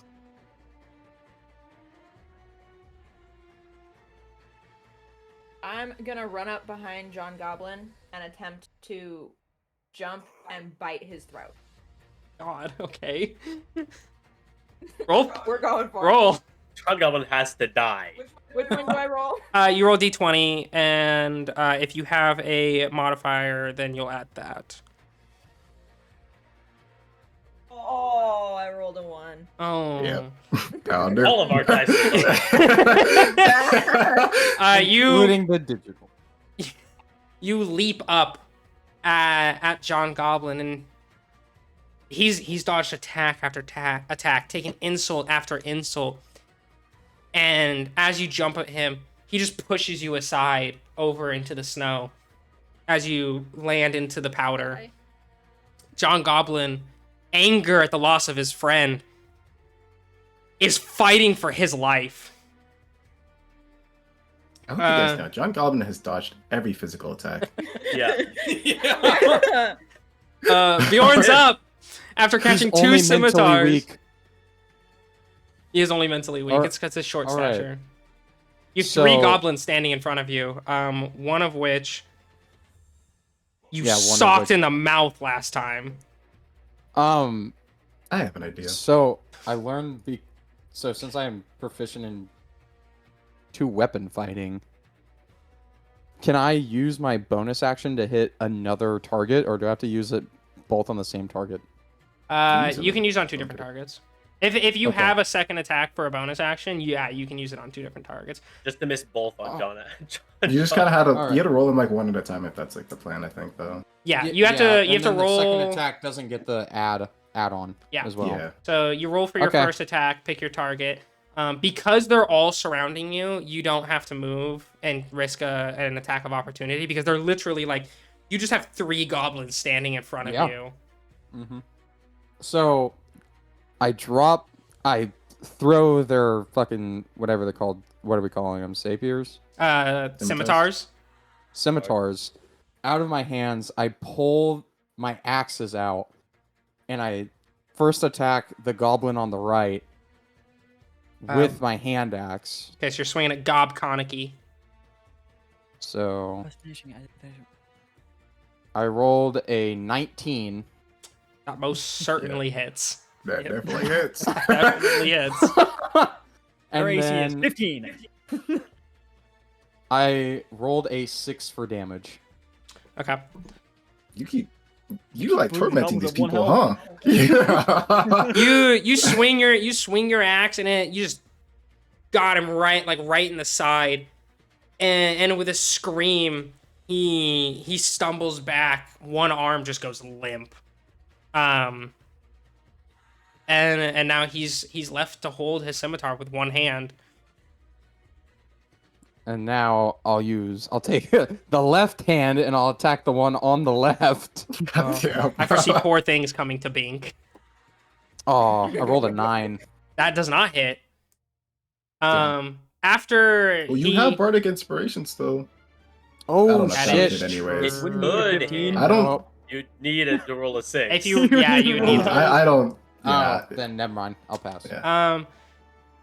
You after Bink watches his friend just take an axe to the arm, he assumes the next attack is coming for him, and he dodges just in time, and he's able to escape any harm. Which leaves us at Mycelio. Bink has some battle IQ. Where does Bink end up after that dodge? He ends up standing just a few feet away. He basically just moved enough to dodge the attack. Okay. I'm going to sprint to the other side of these goblin sled and basically like just stand underneath Bjorn's arm that had just swung at Bink. Like right here. I'm small enough to just reach through, and I'm gonna cast Firebolt at Bink. Basically, I'm only like 5 feet from him. Why? Pretty close to point blank. You need I'm to- sorry, repeat the attack. What was it? Firebolt. You cast Fireball. Okay. That's just a regular attack roll, correct? That's not a save throw. Yeah. Okay. I rolled a 15. That hits. You gonna let him get away with that, Blaze? And then what do I roll for the damage? 1d10? 1d10. Damn. 1d10.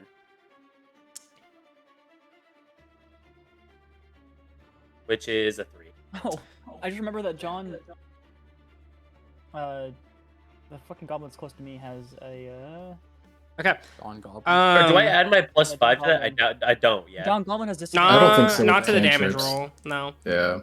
That's just yeah. for, Bink takes this as you slide just underneath Bjorn, you sling a firebolt, and it collides with Bink, who thought he was free of danger, collides with his chest, and he slides backwards.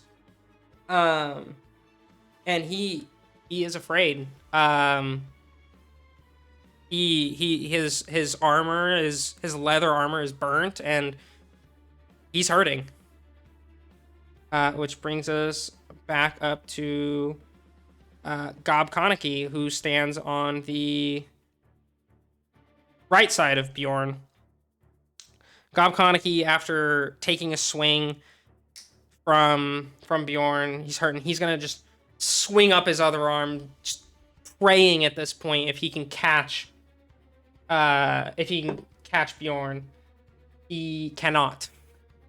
Bjorn once again does not care and just easily moves out of the way. You can insult him if you want after this guy's just missed at you twice.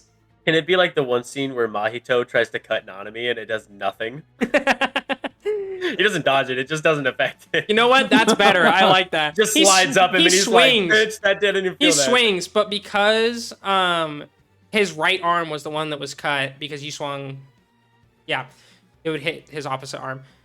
He has to swing with his left hand, which he is not dominant with. And he swings, and as the sword hits you, but it just doesn't have enough strength to cut. I mean, it's like he hit you with a piece of paper, but at least paper could do damage.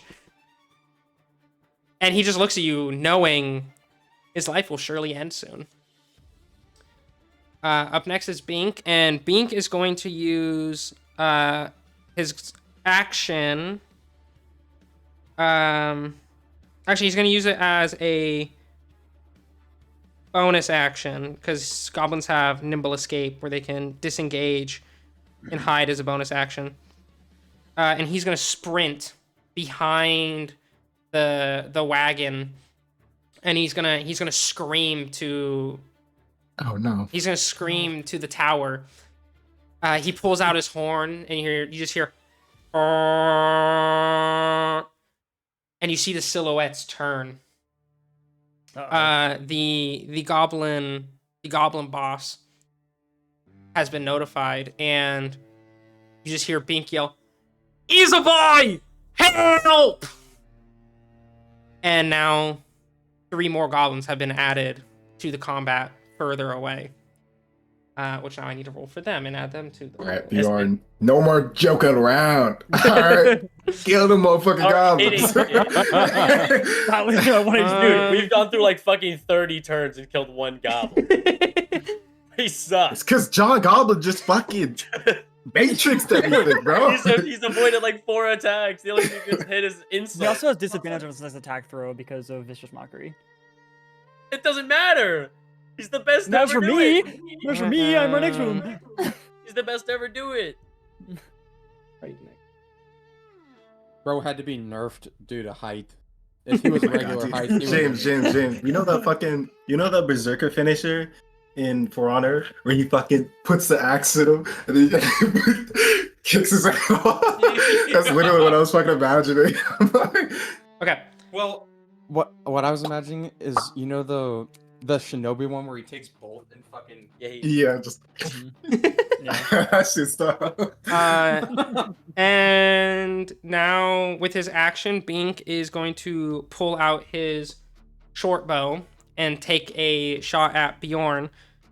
But due to the conditions of the weather, the blizzard, ranged attacks with, as far away as he is now, he's going to have to roll a disadvantage. which is unfortunate because I rolled a 17 and an 11. I have Damn. to take the 11.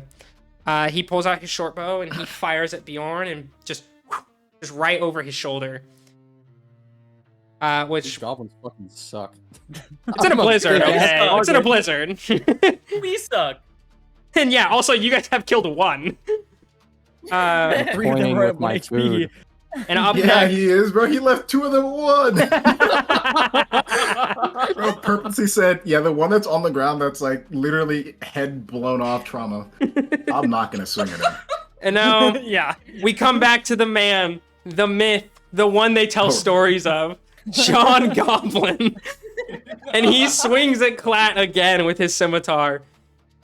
And he's pissed. He once again rolls a 9. Oh my god. Is that with disadvantage? We've been in this Well, encounter for an hour. he's close enough to where the swing of a scimitar wouldn't be a disadvantage. Only ranged. No. He gets vicious mockery. He gets Oh, does he? Yeah. Yeah. Doesn't matter. He missed. Doesn't matter. He misses. doesn't Doesn't matter. He matter. misses. He missed worse. He swings again and just absolutely whiffs Clat. I mean, you guys are just in a dodging match at this point, where you're just like, he's swinging at you, you're slinging insults, and he's had it. He's had it, but frankly, he's unable to hit you. Which brings us back to Lucian. All right. So, what is it? Number 4 is in front of me still? What's his name?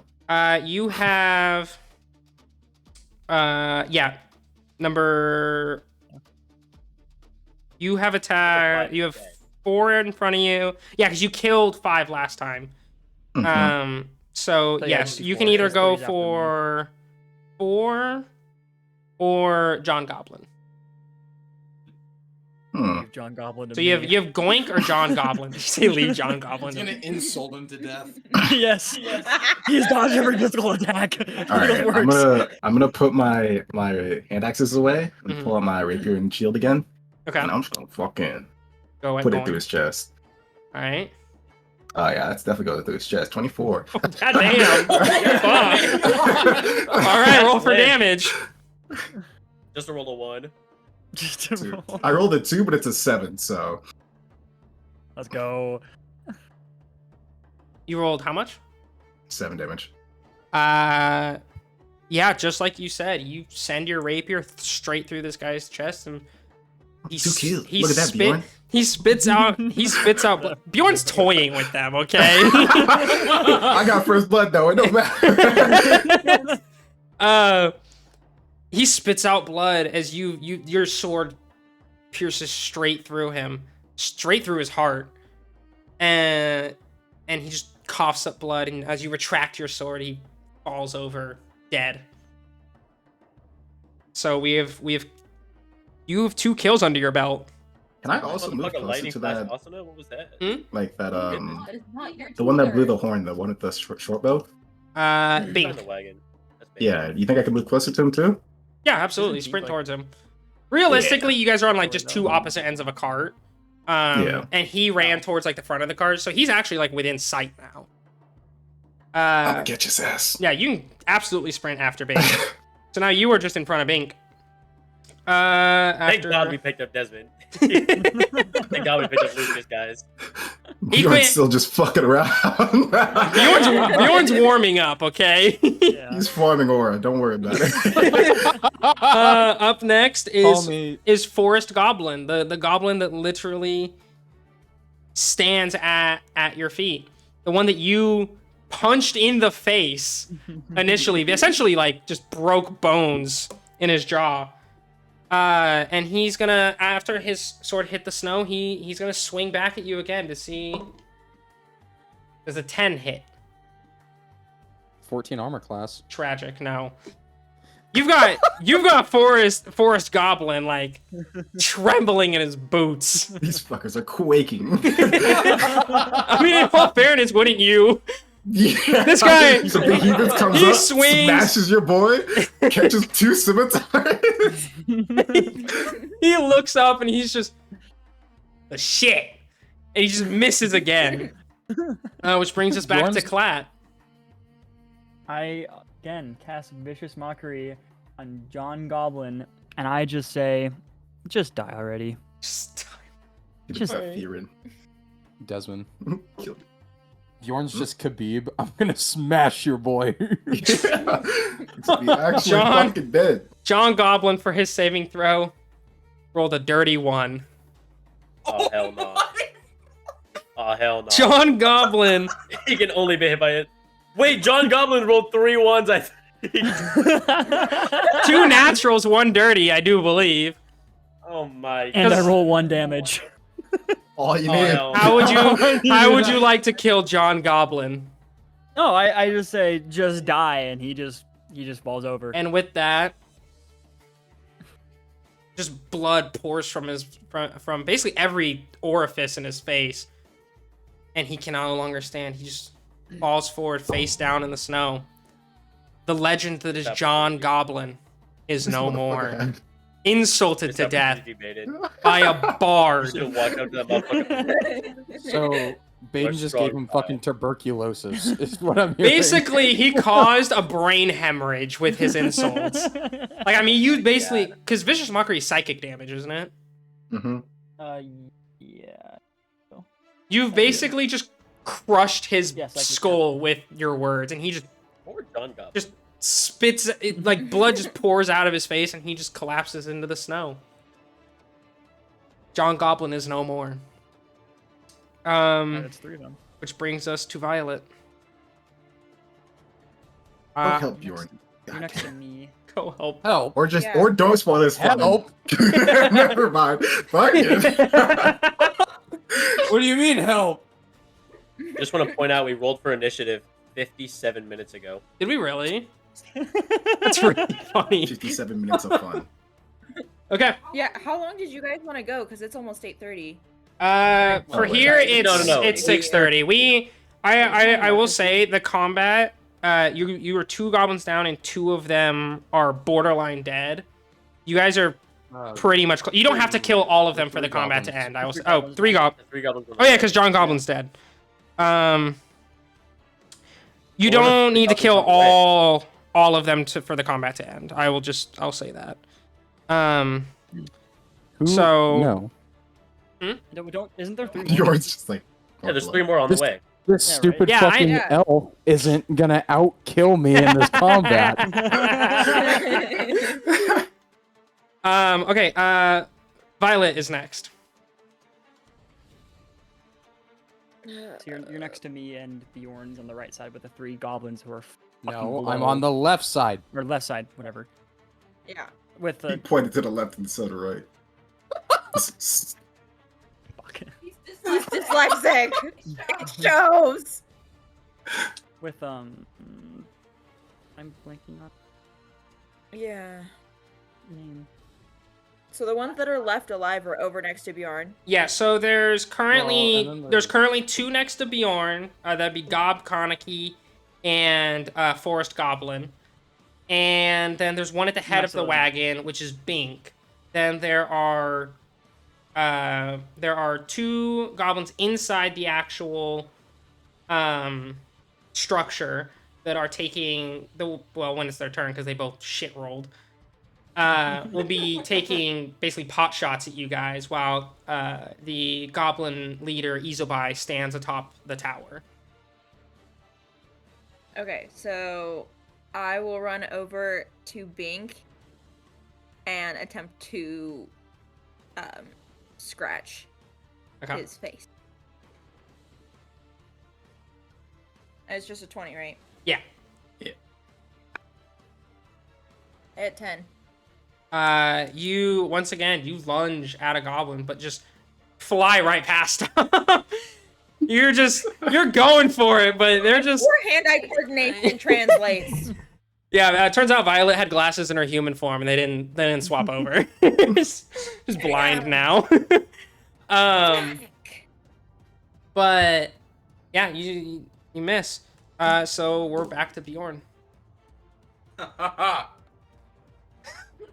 So, hand axes, once again. Right arm, once again, attacks. What was that? John or You have Gob Koniki and Forest Goblin. Yeah, so Gob Koniki first. Let's see here. I rolled a 27. Jesus Christ. And I don't even know how he did that. I don't know either. Is that just a 20? I Well, rolled you get first you plus go. eight. Oh yeah. I think he has +8 because I. Wait, no, he should have. Remember, for his I have strength, when I +7. rolled it, when I rolled his strength, I rolled 3 6s in a row. So his base strength is 18, and I think he has a proficiency that gives him +2. Yeah. Well, yeah, and he's an orc, so he has +2 strength on top of that. Yeah. So. Okay. So I have +7 for those, and then my my damage, I rolled a 10. How would you like to You kill split Gob that guy in Koniki? half. Wasn't he at 1 HP, bro? This poor guy. So I'm just gonna go right up one arm. This blade sharp as shit. He's getting split right down the fucking middle. And that's what happens. You due to your strength, you swing overhead, and even with you, I mean, with your sheer strength, a club probably would have cut this guy down the middle. And you just see him just peel, and all of the remaining goblins, being Forest Goblin, who was standing next to Gob Koniki at the time, are in horror because they've been beaten to a pulp, knowing that they've only been toyed with. And then And you have a second attack, don't you? yeah, bonus action, left arm, poor forest goblin. This motherfucker has been through a lot. I roll a 21. All My right. God. What? On a bonus action? Yeah, what? You don't get additives, right? I should. I mean, if the thing is telling him 21, I would say it's probably a 20. Guess so. But I think I mean, that's they're. what- And that's what it's Click saying. on I would just go again. for it. That's what D&D Beyond is telling me. Yeah. I mean, even without his +7, that's at least 15. Yeah. And then I rolled a Yeah, which would hit 2 anyway. for damage. How would you like to kill Forest Goblin, You need- who was also at 1 Cut HP? He's mind cut him you. hamburger Yeah. style. That's him the other way. He's cut him hamburger style. In the most brutal fashion possible, Bjorn takes his axe and swings it at the side of Forest Goblin's head and turns his skull into what is essentially a goblet. And you swing at Forest Goblin and just straight through it goes. You swing with the blunt portion of your fucking axe. You said you just like cut straight through it. Yep. As the top of his head just goes flying off, both of his eyes like just T-ball. look in different directions as he falls over backwards, leaving Bink and the goblins currently in the caravan as the only survivors. And with 5 of their companions dead, Bink retreats to the tower and just screams for their leader. Izabai! It's over! They're gone! They're all dead! And this is your opportunity to chase after him. And you can either try to speak with the goblins or really try to keep fighting them, but this combat has been going on for so long. True. But as you sprint to them, let me double check I know what they did. Well, if they're fleeing, we could take the spoil. Guys, Bink has fled the cart. Will take Bjorn the let that spoil. happen? And he sprints and makes his way back to their wagon pulled by polar bears. And Izubai, you see the shadow of who you assume to be Izubai, as they just yelled to, goes back into the wagon, and the arrows that were being fired upon you stop, and it appears that they've given up. So you can just take the spoils. We'll see what we'll see what Bjorn decides, I guess. We've been in combat for an hour. I think we take Bjorn, spoils. Bjorn is tired of the opponents that are not worthy of his strength. But there's a sneaking ailment for the polar bears that have Like, there's the no polar bears. the formidable beast chained to not be allowed to continue their nature of killing and maiming as they should intend. Polar bears have been These are strapped polar away bears? this whole time. What did they do? Are you No, planning on it's not killing a- them or cutting the chains No. free? Cutting the chains. Okay. 'cause they're Oh, I formidable thought you were beings. attacking the polar bears. I was No, like, yeah, dog. polar bears No. are vicious creatures. So yeah, everyone would like them. Do you Yeah. really want to free an angry polar bear? I mean, in all, as you, there was actually something in the book for this. As you run up to the cart, you slash through the harnesses that were holding the polar bears, and they sprint away into the wilderness. They have no regard for the goblins, and they just run off into the tundra. And with that, knowing that their mode of transportation is gone, you hear from inside the tower, "It's over! We give up! Please! Just leave us be! You can take the sled! We don't even want it!" So I make a like think perception that's our check best to see if they're bet. lying. Oh my god. What'd you say? We're gonna continue. To see if they're lying. Oh, you'd like a have perception to check. roll an insight check. Ins. That's. I rolled a 15. I would say you know that they're not lying. I mean, they're terrified. They've basically held Now up. they in- are. Fucking Bjorn just. Um, Times he did hit, he split them in half. Hammer Yeah, and they're- dog side. they're terrified.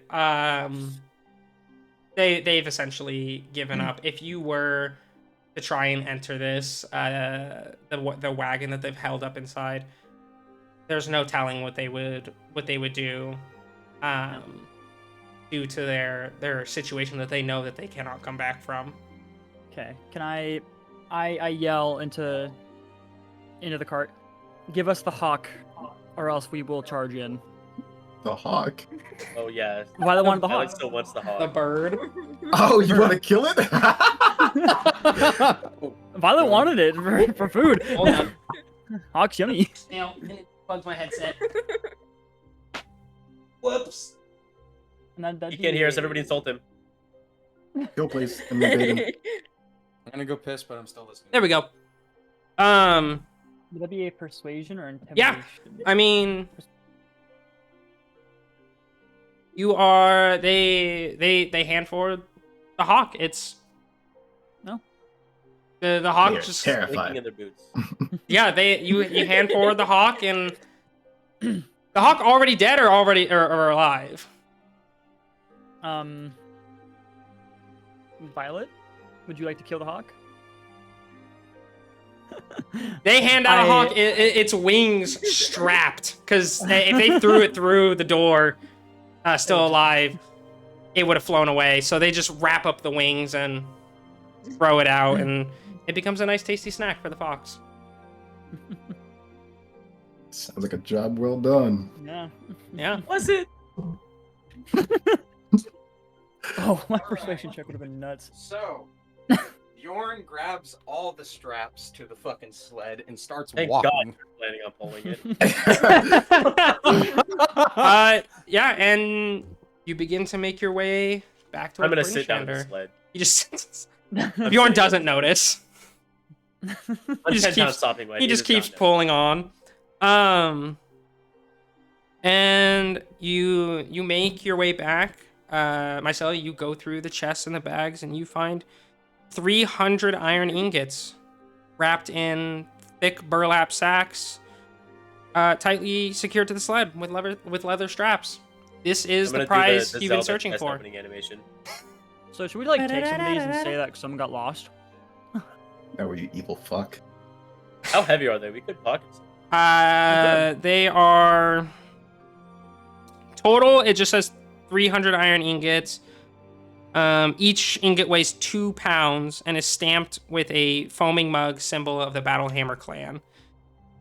Each one is only worth about 5 silver pieces to a blacksmith. You would probably get more just by returning it.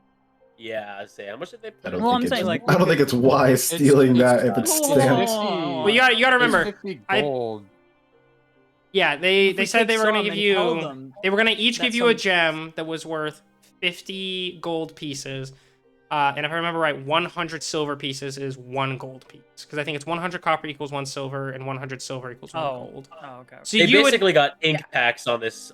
yeah. Things, so I think we These should iron just get ingots that. on their own would not be worth much. It's what they're fashioned into that becomes valuable. So you make your way back to Bryn Shander. Bjorn pulling the sled with ease. Probably all fucking shivering. You're all wet, cold. Hey, you are indeed shivering. Some of you covered in more blood than others. Lucian and Bjorn, see the yeah. This is normal for Bjorn. And you make your way back to the Northlook Tavern and Inn, where you leave the sled outside and you walk in to find 3 dwarves exactly where you'd left them. And they look at you and it's been like several hours since you've left. And one of them is passed out, but one of them is tipsy while the other one is still able to communicate. And he looks at you and goes, "Oh my god, you're back. Did you actually kill a Yeti?"